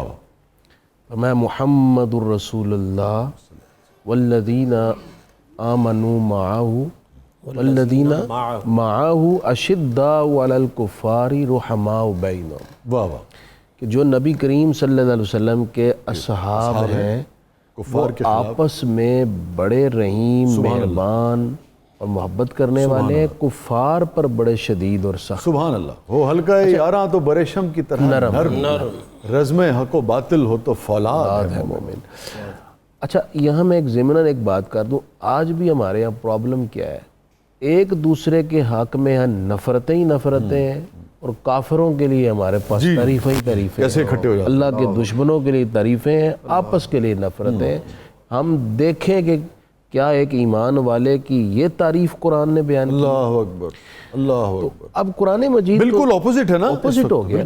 قرآن مجید تو کہہ رہا ہے کہ رسول پاک کے جتنے اصحاب ہیں آپس میں بڑے محبت کرنے والے, رحیم ہے, رحم محبت کی بنیاد پر ہوتا ہے. قرآن نے جب کہہ دیا کہ یہ سارے آپس میں رحیم ہیں, تو کسی کو حق نہیں پہنچتا کہ ان کے باہمی تعلق پر کسی نوعیت کی کوئی انگلی اٹھائے, اپنی زبانوں کو گنگ کر لینا چاہیے. دوسری بات یہ ہے کہ ایسی درجنوں مثالیں احادیث میں موجود ہیں جو ان کی باہمی محبت پر شاہد اور عادل. بے شک. ایک حدیث پاک جو نسائی میں ہے, سیدنا صدیق اکبر رضی اللہ تعالیٰ عنہ مولا علی کے ساتھ مسجد نبوی سے نکلے, اکٹھے نماز پڑھ کے نکلے. اب دونوں تشریف لا رہے ہیں, آپس میں گفتگو کرتے, ہنستے, مسکراتے, تو راستے میں حضرت سیدنا امام حسن مجتبیٰ کو دیکھا وہ کھیل رہے ہیں. سیدنا صدیق اکبر نے جلدی سے آگے بڑھ کر انہیں اٹھایا اور اپنے کاندھوں پر بٹھا لیا. اور مسکراتے ہوئے ان کے چہرے کی طرف دیکھ کر فرمانے لگے کہ بیٹے آپ کا چہرہ تو رسول اللہ سے مشابہ ہے، اپنے باپ علی سے نہیں ملتا. یہ ایک حصے مزاح فرمائی تو مولا علی اس سے بہت اچھی طرح مسکرائے اور خوش ہوئے. یہ مجھے بتائیے بے تکلفی اور یہ لفظوں کی نزاکت کیا بندہ اپنے دشمن کے لیے بولتا ہے؟ سوال ہی پیدا نہیں ہوتا. یہ گہری محبت کی علامت ہے. دوسری بات میں اب سیدنا فاروق اعظم کے بارے میں کر دوں وقت کے لمٹ کے حساب سے. حضرت سیدنا فاروق اعظم رضی اللہ تعالیٰ عنہ کا مولا علی سے اتنا گہرا تعلق تھا کہ ان کے دور کے چیف جسٹس قاضی القضاة سیدنا علی مرتضیٰ. اور اس میں دونوں چیزیں، آپ کا کہنا اور آپ کا قبول کر لینا، آپ کا یہ عطا کر دینا کہ ہاں ٹھیک ہے یہ خود، ورنہ یہ ممکن یہ تصور ہے اور کہ کوئی کام مولا علی سوچیں کہ کسی وجہ سے اگر ان کو نہیں کرنا اور کوئی اس پر اصرار کروا سکتا ہے کہ سوال ہی پیدا نہیں. سوال ہی پیدا. خود سیدنا فاروق اعظم رضی اللہ تعالیٰ عنہ کا سیدنا علی مرتضیٰ سے اس قدر قلبی میلان اور ان کے فضائل کا اعتراف تھا کہ آپ نے وہ تاریخی جملہ ارشاد فرمایا جو آج ہر شخص کوڈ کرتا ہے. آپ نے کان یتعوذ عمر فی معضلۃ لیس فیہا ابو الحسن. اور ابو الحسن میں کنیت جو بہت احترام کے لیے استعمال ہوتی ہے. اچھا ایک موقع پہ تو یہ کہ میں اس مشکل سے اور اس پیچیدہ بات سے پناہ مانگتا ہوں جس کو حل کرنے کے لیے میرے پاس علی مرتضیٰ موجود ہے. اور دوسری جگہ آپ کا وہ جملہ جو اس سے بھی بڑا ہے، آپ نے فرمایا لولاک علی لہلک عمر. آج اگر علی مرتضیٰ نہ ہوتا تو عمر ہلاک ہو جاتا. حضرت بسم اللہ. میں اسی تعلق پر ایک حضرت امیر عمر اور مولا کے تعلق پر بات چونکہ چل رہی ہے تو وہ بہت خوبصورت بات ہے. علامہ ابن حجر نے بھی لکھی اور بھی کتابوں میں آئی کہ مولا کائنات اس دور میں جس وقت خلافت امیر عمر تھی، یہ اس دور کا مرحلہ ہے. اور دو بدو جو جنگل میں رہنے والے تھے وہ آپس میں لڑ پڑے. اب ان کی لڑائی بڑھ گئی. تو جب ان کی لڑائی بڑھ گئی تو انہوں نے کہا جی ہمارا امیر المومنین عمر عدل میں اپنی مثال آپ ہے، ہم چلتے ہیں جی ان سے جا کے اپنا فیصلہ کروا لیتے. اب دونوں بدو تھے، وہ تمدن سے شناسا نہیں تھے، ظاہری بات ہے آداب کو نہیں جانتے تھے. وہ پہنچے حضرت امیر عمر کی بارگاہ میں اور آ کے انہیں کہتے ہیں جی ہم آپس میں لڑ پڑے ہیں، یہ ہمارا جھگڑا ہے، آپ فیصلہ فرمائیں. اب وہ جو چیف جسٹس والی بات، حضرت امیر عمر مصلی پر بیٹھے ہیں، وہی اس وقت تخت ہوتا تھا مسجد نبوی کا، اور دائیں طرف مصلی پر مولا کائنات جناب علی المرتضیٰ بیٹھے. سبحان اللہ. چیف جسٹس کی کرسی بھی ساتھ ہی لگی ہوئی ہے. تو اب جب ان بدوؤں نے کہا کہ جناب ہم فیصلہ کروانے آئے ہیں، عمر کا عدل بڑا مشہور ہے، تو حضرت امیر عمر چہرے مولا علی کی زیارت کرتے ہوئے، اور میں اس کو اس لیے کوٹ کرتا ہوں کہ سیدنا ابو بکر صدیق رضی اللہ تعالیٰ عنہ نے یہ روایت کی ہے، النظر الی وجہ علی عبادہ، کہ علی کا چہرہ دیکھنا عبادت ہے. آج ہر محفل میں، ہر مجلس میں، ہر جگہ پہ جہاں ذکر علی ہوتا ہے یہ حدیث پڑھی جاتی ہے، تو یہ سلوٹ کرنا چاہیے جناب ابو بکر صدیق کو کہ انہوں نے علی کا یہ ترانہ پوری کائنات کو پہنچا. اور عجیب حسن یہ ہے کہ جو ذکر علی عبادہ والی بات ہے اس کی راویہ سیدہ عائشہ صدیقہ ہے. حسن دیکھیں، خوبصورتی. اب امیر عمر چہرہ علی المرتضیٰ کی زیارت کرتے ہوئے بدوؤں کو مخاطب کر کے کہتے ہیں میرا من یہ چاہتا ہے کہ تمہارا فیصلہ یہ بادشاہ فرمائے. حضرت علی پاک کی طرف. اب ایک بندہ دور سے سفر کر کے آتا ہے، اس کو وسیع شاہ سے ہی ملنا ہے، تو اب اگر وسیع شاہ صاحب کہیں جی میں آپ کو قاسم شاہ، بے شک وہ قاسم شاہ صاحب اپنے لیول کے ہوں تو وہ بندہ پریشان ہو جاتا ہے کہ یار میں نے اتنا سفر کیا تھا. وہ آئے حضرت امیر عمر کے لیے تھے، تو انہوں نے جب کہا کہ یہ بادشاہ کریں، تو بدو تھے، جانتے نہیں تھے، شناسا نہیں تھے، تو ان کے ذہن میں ملال سا آیا کہ ہم تو عمر سے فیصلہ کروانے آئے، امیر المومنین سے، تو یہ کوئی اور راستہ دکھا رہے ہیں ان کا. وہ کوئی اعتراض نہیں کیا، انہوں نے بس چہرے پہ وہ ایک ناگواری سا اظہار کیا. امیر عمر کو ان کی ناگواری بھی پسند نہیں ہے. اللہ اکبر. ان کے چہرے پر وہ جو ملال آیا ہے نا، تاثر آیا، امیر عمر کو وہ بھی پسند نہیں آیا. وہ اٹھ کے کھڑے ہو گئے اور بدو کو فرمایا اتدری من ھذا، تو ملال میں آ گیا کہ عمر فیصلہ نہیں کرے گا، یہ کرے گا، تو جانتا ہے یہ کون ہے؟ अतदरी मन हाजा, तो अब वो बद्दू था, उसको नहीं पता था कौन है, सारे लाने लगा कि मुझे नहीं पता। अब इस पर अमीर उमर और गुस्से में आ गए और आपने किताब में आता है यहाँ से उस बद्दू को पकड़ लिया।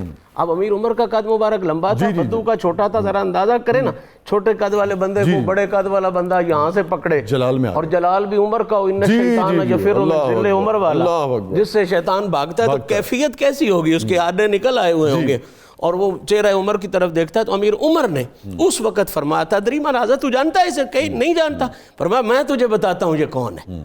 तो उन्होंने कहा जी बताएं। फरमाया हाज़ा मौलाया।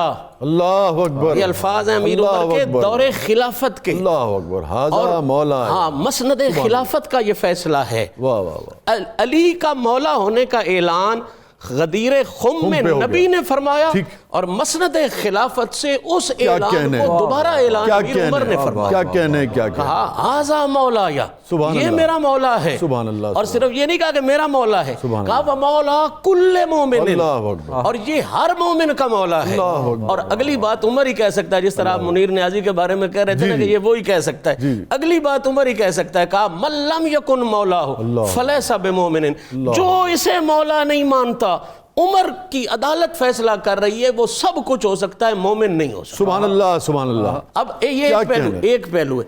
अब इसका मतलब ये नहीं है कि ये यकतरफा बात, जी जी जी, यकतरफा बात। अब मौला अली का हजरत अमीर उमर के साथ क्या ताल्लुक है, ये भी बड़ा जरूरी है। जी जी, वो अगर इतनी मोहब्बत रखते हैं तो तरफैन हजरत मौला अली पाक ने हसन पाक को भेजा और कहा जाके अपने चचा उमर की खिदमत में ये पैगाम दिया, उमर आपको मुबारक हो।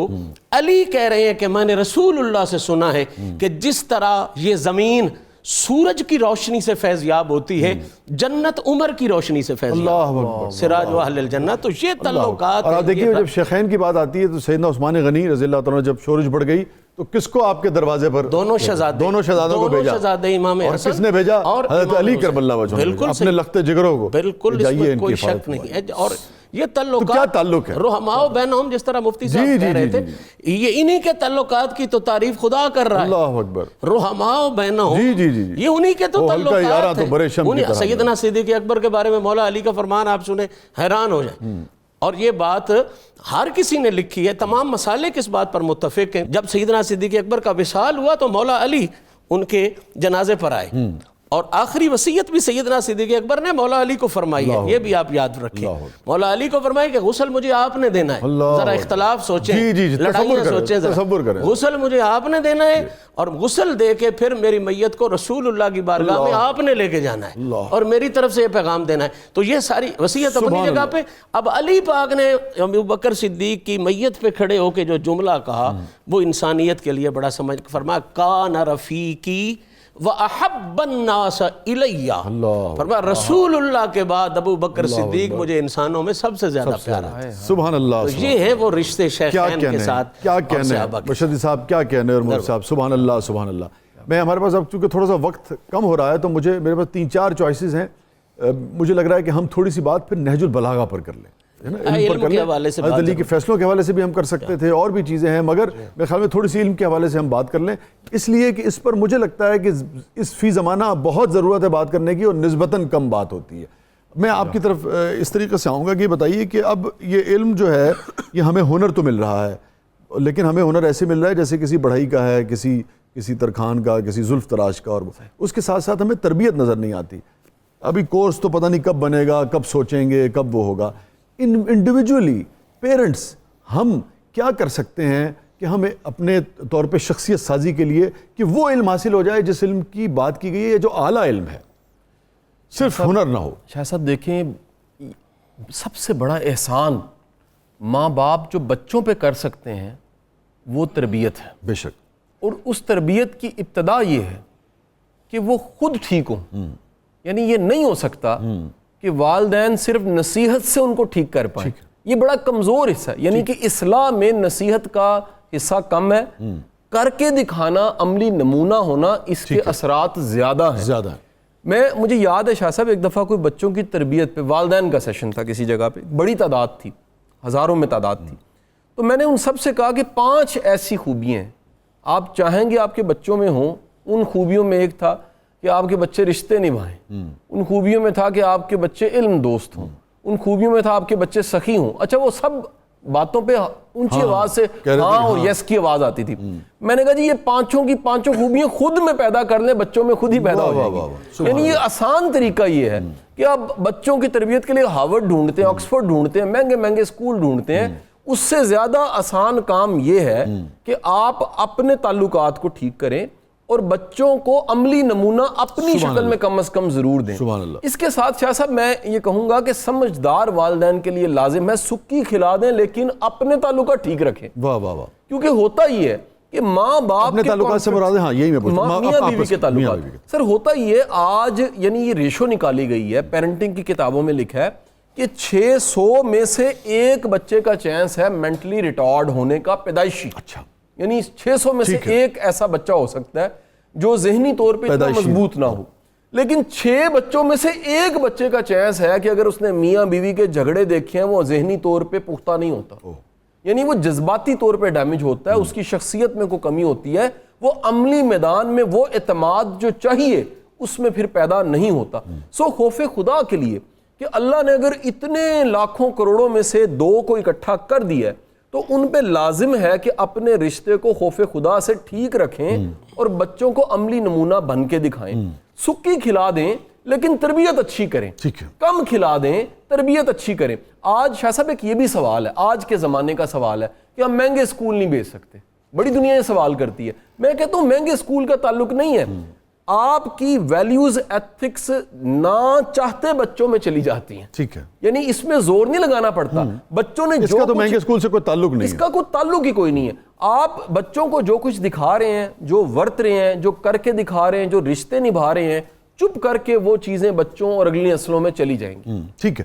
اچھا اب یہ بتائیے کہ یہ تو بات ہوگی عملی طور پہ, اس کے علاوہ علم کے حوالے سے کیا کچھ پڑھنا چاہیے, کس قسم کی چیزیں جو ہیں وہ زیر مطالعہ ہونے چاہیے کہ آدمی اگر بعد میں بھی سوچے کہ یار میں ڈاکٹر تو بن گیا ہوں لیکن مجھے اپنی شخصیت میں کچھ کمی نظر آتی ہے, اور وہ علم جس علم کی غالباً بات ہوتی ہے جو علم نافع ہے وہ اس طریقے سے میرے پاس نہیں ہے, تو آدمی کو ذاتی طور پہ کیا کر سکتا ہے؟ شاہ صاحب پچھلے کئی سالوں سے 3 دہائیاں تو میں گواہ ہوں کم از کم, اس معاشرے میں خلاصہ زیادہ بکے, نوٹس زیادہ بکے. اپنے زندگی میں کبھی خلاصہ نہیں. میں مطلب بڑے دکھ کے ساتھ یہ باتیں کہہ رہا ہوں. فوٹو کاپی کی دکانوں سے فوٹو کاپی کیے نوٹس زیادہ بکے, درسی ٹیسٹ پیپر زیادہ بکے ہیں. نصاب کی کتاب اور غیر نصابی کتابیں اتنی نہیں بکی. ہم جن قوموں کی مثالیں دیتی ہیں بڑی ترقی کر گئے, ذرا ان کے عادات اطوار دیکھیے. آپ کو فارغ بندہ ہاتھ میں کتاب لیے ملتا ہے. آپ کا ہمسایہ ملک جس کو دشمن ملک بھی کہتے ہیں, آپ خود شاہ صاحب ادیب ہیں, شاعر ہیں, آپ جانتے ہیں وہاں پر ایک کتاب 50,000 کا ایڈیشن چھپتا ہے. اخبارات ہمارا جو لوکل زبانوں کے اخبارات ہیں وہ لاکھوں کی تعداد میں. ہمارا یہاں پر دیکھیں لکھنے والا کتاب کے ایڈیشن پھپھی مامے چاچوں میں بانٹتا رہتا ہے اور اس کی کتاب نہیں بکتی. تو یہ ایک بڑا المیہ ہے. میرا خیال ہے کہ ایک لسٹ اگر میں جلدی سے بیان کروں تو 5 طرح کی کتابیں جو ہیں وہ ضرور ضرور بچوں کو اور گھروں میں موجود بھی ہونی چاہیے. سر ایک تاریخ ہے, تاریخ بہت بڑا سبق ہوتا ہے اور تاریخ پڑھنے والا بڑا کچھ تاریخ سے سیکھ لیتا ہے. دوسری چیز آٹو بایوگرافیز ہیں. آٹو بایوگرافیز میں اچھا دیکھیں قرآن حدیث سب سے مقدم ہے, میں ایسا قطعی مطلب میرا نہیں ہے, وہ تو ہے ہی ہے, اس کے بعد کی بات ہو رہی ہے. تاریخ کے بعد آٹو بایوگرافیز ہیں سر, پھر اس کے بعد نفسیات کی کتابیں ہیں, پھر منطق کی کتابیں ہیں, پھر سب سے بڑھ کے آج ایک ماڈرن علم ہے سیلف ہیلپ کی شکل میں. آپ اپنی گرومنگ کے لیے بے شمار چیزیں پڑھ سکتے ہیں. اسٹیفن کوئے وغیرہ یہ ماڈرن کتابیں, ان سے یہ ہم انکار نہیں کر گرومنگ کے لیے اپنے اس آپ یہ دیکھیے کہ اپنے شعبے میں جدید علوم کو ضرور پڑھنا چاہیے. اگر وکیل ہے تو جو اس نے ڈگری کے لیے پڑھا ہے لیکن ماڈرن دنیا میں جو ریسرچ ہو رہی ہے اسے ضرور پڑھنی چاہیے. ڈاکٹر ہے وہ اپنی MBBS کی ڈگری کے بعد بھی پڑھتا رہتا ہے تو قابل ڈاکٹر رہتا ہے. اگر پڑھنا چھوڑ دیتا ہے تو پھر اس کے پاس کوئی خاص علم نہیں ہوتا. سو میرا ماننا یہ ہے کہ اپنے زمانے کے علوم کو بھی سیکھنا چاہیے, یہ بڑا ضروری ہے. ٹھیک ہے. اور اس میں جو سیکھیں تو صرف ڈیل کارنیگی, کیا نام تھا ان کا سر, دیکھیں وہ نہ پڑھیں, صرف پیسے کے لیے نہ پڑھیں نا. میں کہتا ہوں سر دیکھیں, یا پیسے کے لیے پڑھیں. سر دیکھیں آپ کا علم اگر آپ کو مخلوق کے قریب کرتا ہے خدمت کی شکل میں تو ضرور پڑھیں. لیکن اگر آپ کو ممبر سے ملی علم اور تعلیم بھی تفریق سکھاتا ہے, فتوے لگانا, نفرتیں کرنا سکھاتا, نہ سیکھیں. آپ نے کتنی ویڈیوز کی ہیں کہ بہت پیسہ آ جائے گا فلانا چیز پڑھو؟ ایک بھی نہیں. اچھا وہ ڈیل کارنیگی ایک زمانے میں بہت بکتا تھا لیکن اس سے حاصل اصول کچھ بھی نہیں ہوتا تھا. اچھا حضرت اب ہم بات کریں گے تھوڑی سی نہج البلاغہ پر, خطبات پر, اور اس سے کیوں پڑھنی چاہیے, اور کیا کچھ اس سے حاصل ہو سکتا ہے؟ کیسے شخصیت سازی ہو سکتی ہے اور اصل علم کیا ہے؟ نہج البلاغہ کتاب مولا علی کرم اللہ تعالی وجہہ الکریم کے شہادت کے تقریباً 400 سال بعد لکھی گئی، اور لکھنے والے نے اپنی دانشت اور اپنی تحقیق کے مطابق مولا علی کے اقوال، آپ کے خطبات اور خطوط کو جمع کیا ہے۔ اس بات میں کوئی شک نہیں ہے کہ مولا علی نے بہت سارے علوم کی بنیاد رکھی، جن میں سے یہ جو عربی گرامر اور لغت کا علم ہے، جس بنیاد پر ہم، کیونکہ صرف ام العلوم والنحو ابوہا، یہ تمام علوم کو سمجھنے کی بنیادیں ہیں، اس کی بنیاد مولا علی نے رکھ کر پوری امت پر احسان کیا، ورنہ آج ہمیں قرآن و سنت کی کوئی سمجھ نہیں آتی۔ تو مولا علی کا علمی فیضان ہے ہم سب پر۔ بے شک۔ مولا علی کے تقریباً 241 خطبات اور 79 آپ کے خطوط اس نہج البلاغہ کے اندر جمع کیے گئے ہیں، اور اس کے علاوہ 489 آپ کی مختلف چھوٹی بڑی سپیچز، آپ کے اقوال کو جمع کیا گیا۔ اگر ہم اس پر ایک طائرانہ نظر ڈالیں، سطحی نظر جسے کہتے ہیں، تو نہج البلاغہ فصاحت و بلاغت کا ایک خوبصورت شاہپارہ ہے۔ چھوٹے چھوٹے قول کے اندر دنیا جہان کے فوائد اور حکمتیں سمو دی گئی ہیں۔ ان اقوال کی جو جامعیت ہے، یہ اس بات کی طرف اشارہ کرتی ہے کہ یہ مولا علی کے ہی اقوال۔ مثلا آپ کے ایک دو قول میں آپ کو سناؤں۔ آپ فرماتے ہیں کہ شریف انسان اس وقت بے قابو ہوتا ہے جب وہ بھوک کا شکار ہو، اللہ، لیکن کم ظرف اور پست فطرت انسان اس وقت بے قابو ہوتا ہے جب وہ شکم سیر ہو، اس کے پاس سب کچھ ہو لیکن پھر بھی وہ سوکھا درخت ہو، اس کی ذات سے کسی کو کوئی فائدہ نہ ہو۔ آپ نے اپنے بیٹے حضرت امام حسن کو 4 باتیں بتائیں جو پوری زندگی کا سلیبس ہے۔ سبحان اللہ۔ میں گزارش کروں گا ناظرین کی خدمت میں، یہ باتیں آپ اپنے بچوں کے ذہن میں ڈالیں۔ سبحان اللہ۔ ناظرین بغور ذرا سنیے، سبحان اللہ، بڑے عمدہ۔ آپ نے فرمایا کہ بیٹے حسن، سب سے بڑی دولت عقل ہے، اللہ، عقل ہے، دانش ہے، حکمت ہے، اور سب سے بڑی غربت حماقت اور بے وقوفی ہے۔ اللہ، سب سے ناپسندیدہ چیز تکبر ہے، اور سب سے اچھا طریقہ حسن اخلاق۔ سبحان اللہ۔ یہ 4 باتیں شاہ جی نچوڑ ہیں زندگی۔ سبحان اللہ، سبحان اللہ۔ جو ان 4 باتوں کو شامل کر لے، گویا کہ 4 نور ہیں جو اس شخص کی شخصیت اور اس کے کردار کی تکمیل کرتے ہیں۔ سبحان اللہ۔ ایک آپ کا اور فرمان، آپ فرماتے ہیں کہ احمق کی صحبت سے بچو، جاہل، احمق، بے وقوف کی سوسائٹی سے بچو، وہ اپنی دانش میں تمہیں فائدہ بھی پہنچانا چاہے تو بھی نقصان دے دے، اور سنو، سب لوگ سوئے ہوئے ہیں، جاگیں گے اس وقت جب موت آئے گی۔ جب موت آئے گی۔ سبحان اللہ۔ حضرت وقت تھوڑا سا ذرا محدود ہو گیا ہے، معذرت، لیکن میں چاہوں گا کہ ضرور آپ اس پہ اپنی مولا کے اقوال کے حوالے سے بات ہے، چونکہ آج دن ہے آپ کی شہادت کے قریب کا، اور آج کی شام اور کل کے دن میں جو مولا نے امام حسن پاک، امام حسین پاک اور اپنے شہزادوں کو جو وصیت فرمائی ہے نا، میں سمجھتا ہوں ہم لوگ زندگی بھر وہ 14 نکات قائد اعظم والے یاد کرتے رہے، اپنی جگہ وہ بھی اہم تھے، لیکن اگر یہ 14 نکات کوئی انسان یاد کر لے تو میں صرف یہ نہیں کہوں گا کہ اس زندگی میں نہ اسے اس زندگی میں کوئی کمی آئے گی، نہ اسے اگلی زندگی میں کوئی سبحان اللہ، سبحان اللہ۔ چونکہ یہ نکات بتانے والا وہ ہے جو دونوں جہانوں میں عزتوں کا امین ہے۔ اللہ اکبر۔ امام حسن جیسی ہستی، امام حسین جیسی ہستی، میں بالکل سچی بات کر رہا ہوں اور حقیقت کہہ رہا ہوں، انہیں سمجھانے کے لیے یہ نہیں کہا گیا، وہ تو ہمیں انہیں سنا کے ہمیں سمجھانے کے تعلیمات بالکل کوئی بندہ یہ نہ سمجھے کہ ان میں کوئی کمی تھی، انہیں کو مولا نے فرمایا، انہیں سنایا گیا، ان کے ذریعے سے ہمیں سمجھایا گیا۔ بالکل درست۔ اب ظاہری بات ہے جن کے لیے آیت تطہیر آئی ہوئی ہو، انہیں تقوی کا سبق دینے کی کیا ضرورت ہوتی ہے، لیکن مولا فرما رہے اوصیکم بتقوی اللہ، سب سے پہلے میں تمہیں تقوی کی وصیت کرتا ہوں۔ پھر اگلی بات فرمایا، پھر تمہیں میں یہ وصیت کرتا ہوں کہ تم ظالم کا ساتھ نہ دینا اللہ اکبر، اور مظلوم کا ساتھ کبھی چھوڑنا. اللہ اکبر، اور پھر فرمایا کہ اللہ اللہ فی الیتام، یتیموں کے معاملے میں اللہ سے ڈرو. جی جی اور 14 تو میں اب پورا کروں گا تو آپ کے ہاتھ کا اشارہ جو ہے جی. وہ اصل میں کسی مجھے اور. بار بار چونکہ بریک کے لیے میرا دل تو چاہ ہی نہیں رہا ہے کہ یہ اچھا بریک کے بعد اگر اس کو کر لیں اصل میں بریک کے بعد ہمیں قصیدہ غوثیہ کی طرف اچھا چلے. میں 14 تو پورے نہیں کر سکوں گا، ظاہری بات ہے، وہ اتنی ایک اور کر خوبصورت حقیقت ہے. میں 5 کی نسبت سے چلے 14 کی نسبت سے پہلے 5 کی نسبت آ جاتی ہے، تو 5 کی نسبت سے میں 5واں کال عرض کر دیتا ہوں. آپ نے فرمایا کہ قرآن کے معاملے میں اللہ سے ڈرو. اور کیا مطلب؟ یہ بات بڑی سمجھنے والی. یہ نہیں کہا کہ اس کی تلاوت کیا کرو، یہ بھی نہیں کہا کہ اس کے ختم پڑھا کرو جس طرح آج ہم کرتے ہیں، یا اس کے وظیفے جو ہے وہ بتایا کرو. فرمایا تم سے قرآن پر عمل کے بارے میں غیر تم پر سبقت نہ لے جائے. اللہ اکبر، سبحان اللہ سبحان اللہ سبحان اللہ. ناظرین گرامی، نہج البلاغہ کا ذکر ہو رہا ہے اور اتنی خوبصورت گفتگو ہے. ہم کل جب شہادت حضرت علی کرم اللہ وجہہ پر بات کریں گے تو کوشش کریں گے کہ کل بھی لازمات علم کے حوالے سے بات جو ہے تو کل بھی جو آج تھوڑی سی تشنگی رہ گئی ہے اس پر ہم کل بات کر لیں گے. ایک مرتبہ حضرت علی نے فرمایا کہ ظرف کتنا امپورٹنٹ ہے، کہ پانی کا قطرہ جو ہے وہ سیپ کے منہ میں اور سانپ کے منہ میں ایک جیسا ہی گرتا ہے، مگر ظرف جو ہے وہ سانپ کے ہاں اس کو زہر بنا دیتا ہے اور سیپ کے ہاں اس کو موتی بنا دیتا ہے. چھوٹے سے وقفے کے بعد واپس آتے ہیں.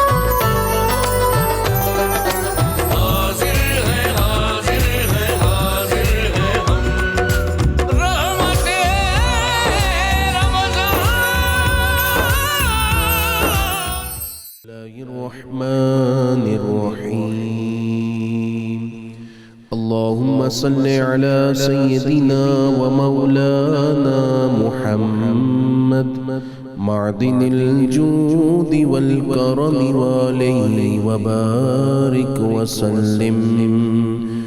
يا شاہ جیلان، يا شاہ جیلان، يا شاہ جیلان، يا شاہ جیلان. سقاني الحب كاسات الوصال فقلت لخمرتي نحوي تعالي. سعت ومشت لنحوي في كؤوس فهمت بسكرتي بين الموالي. فقلت لصائر الأقطاب لموا بحالي وادخلوا وانتم رجالي وهموا واشربوا وانتم جنودي. فساق القوم بالوافي ملالي. شربتم فضلتي من بعد سكري ولا نلتم علوي واتصالي. مقامكم العلا جمع ولكن مقامي فوقكم ما زال عالي.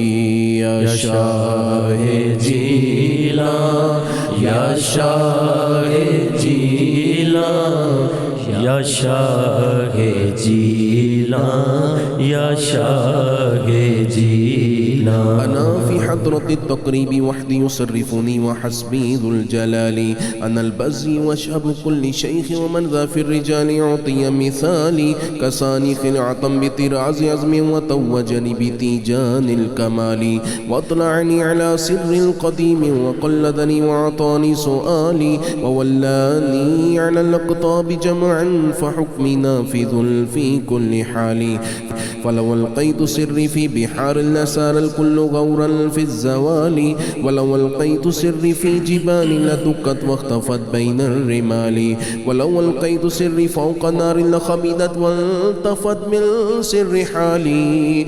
ولو ألقيت سري فوق ميت لقام بقدرة المولى تعالي. يا شاہ جیلان، يا شاہ جیلان، يا شاہ جیلان، يا شاہ جیلان. وما منها شهور أو دهور تمر وتلقدي إلا تالي وتخبرني بما يأتي ويجري وتعلمني فاقصر عن جدالي مريدي هموتي واشتح وغني وافعل ما تشاء فالاسم عالي مريدي لا تخف الله ربي عطاني رفعة نلت المنال طبولي في السماء والأرض دقت وشوس السعادة قد بدالي بلاد الله ملكي تحت حكمي وقتي قبل قلبي قد سفالي مريدي لا تخف واشل فإني عزوم قاتل عند القتال نظرت إلى بلاد الله جمعا كخردلة على حكم اتصالي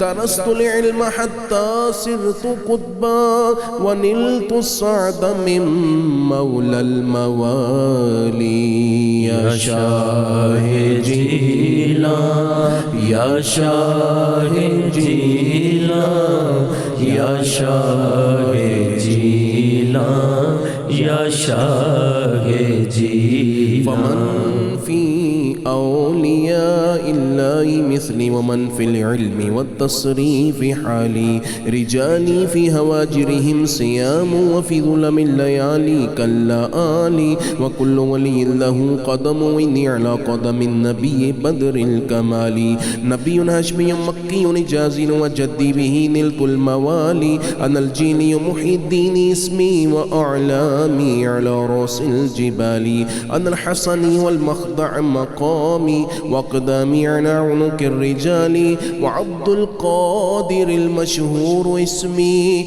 وجدي صاحب العين الكمال تقبل لي ولا تردد سؤالي أغثني سيدي انظر بحالي يا شاه جيلان يا شاه جيلان يا شاه جيلان يا شاه جيلان اللهم صل على سيدنا ومولانا محمد معدن الجود والكرم وعليه وبارك وسلم يا رحمن يا الله يا رحمن يا الله يا رحمن يا الله يا رزاق يا الله يا رزاق يا الله يا رزاق يا الله يا سلام يا الله يا سلام يا الله يا سلام يا الله يا حي يا قيوم يا حي يا قيوم يا حي يا قيوم يا الله يا الله يا الله يا الله يا الله يا الله يا الله يا الله يا مسبب الأسباب يا مسبب الأسباب يا مسبب الأسباب الحمد لله رب العالمين والصلاة والسلام على سيد الأنبياء والمرسلين اللهم احفظنا من كل بلاء الدنيا وعذاب الآخرة پروردگار عالم بوقت افطار قبولیت کی گھڑیاں تیرے حضور التجا ہے ہمیں یہاں سیٹ پر بیٹھے ہوئے تمام ہمارے ممبرز جتنے ناظرین ہمیں دیکھ رہے ہیں ان سب کو ان کی فیملیز کو اپنی طرف سے بخشش رضا خوشنودی دنیا و آخرت میں معافی عطا فرما دے پروردگار ہمیں ہمارے گھر والوں میں ہمارے دیکھنے والوں کے گھر والوں میں جو جو بیمار ہیں اور جس طرح کے مرض میں مبتلا ہیں حسنین کریمین کا واسطہ مولا کائنات کی عظمتوں کے طفیل سب بیماروں کو شفا عطا فرما دے جس سے ڈاکٹرز نے لا علاج کہہ دیا تیرے بارگاہ میں کوئی لا علاج نہیں اے اللہ اس کو بھی شفا عطا کر دے پروردگار مقروضوں کا قرض اتار دے میرے مولا بے روزگار لوگوں کے لیے رزق کی راہیں کھول دے، جتنے جاب لیس ہو گئے، رزق کی تنگی کا شکار ہو گئے، اپنی جناب سے رزق عطا فرما دے۔ اے اللہ خصوصی طور پر بچے بچیوں کی خیر کر دے، ماں باپ کی فکریں دور کر دے، گھروں میں سکھ چین، باہمی تعلقات کے اندر محبت اور الفت پیدا فرما دے۔ پاکستان کو سلامتی، استحکام، ترقی، اقوام عالم پر عزت اور غلبہ عطا فرما دے۔ اس ملک کے ہر ادارے کو مضبوط کر دے، غذائی اجناس میں برکت دے دے، اس ملک کے اداروں کو مضبوط کر دے، اس ملک کی زمین سے خزانہ نکال دے، آسمان سے برکتیں نازل فرما دے۔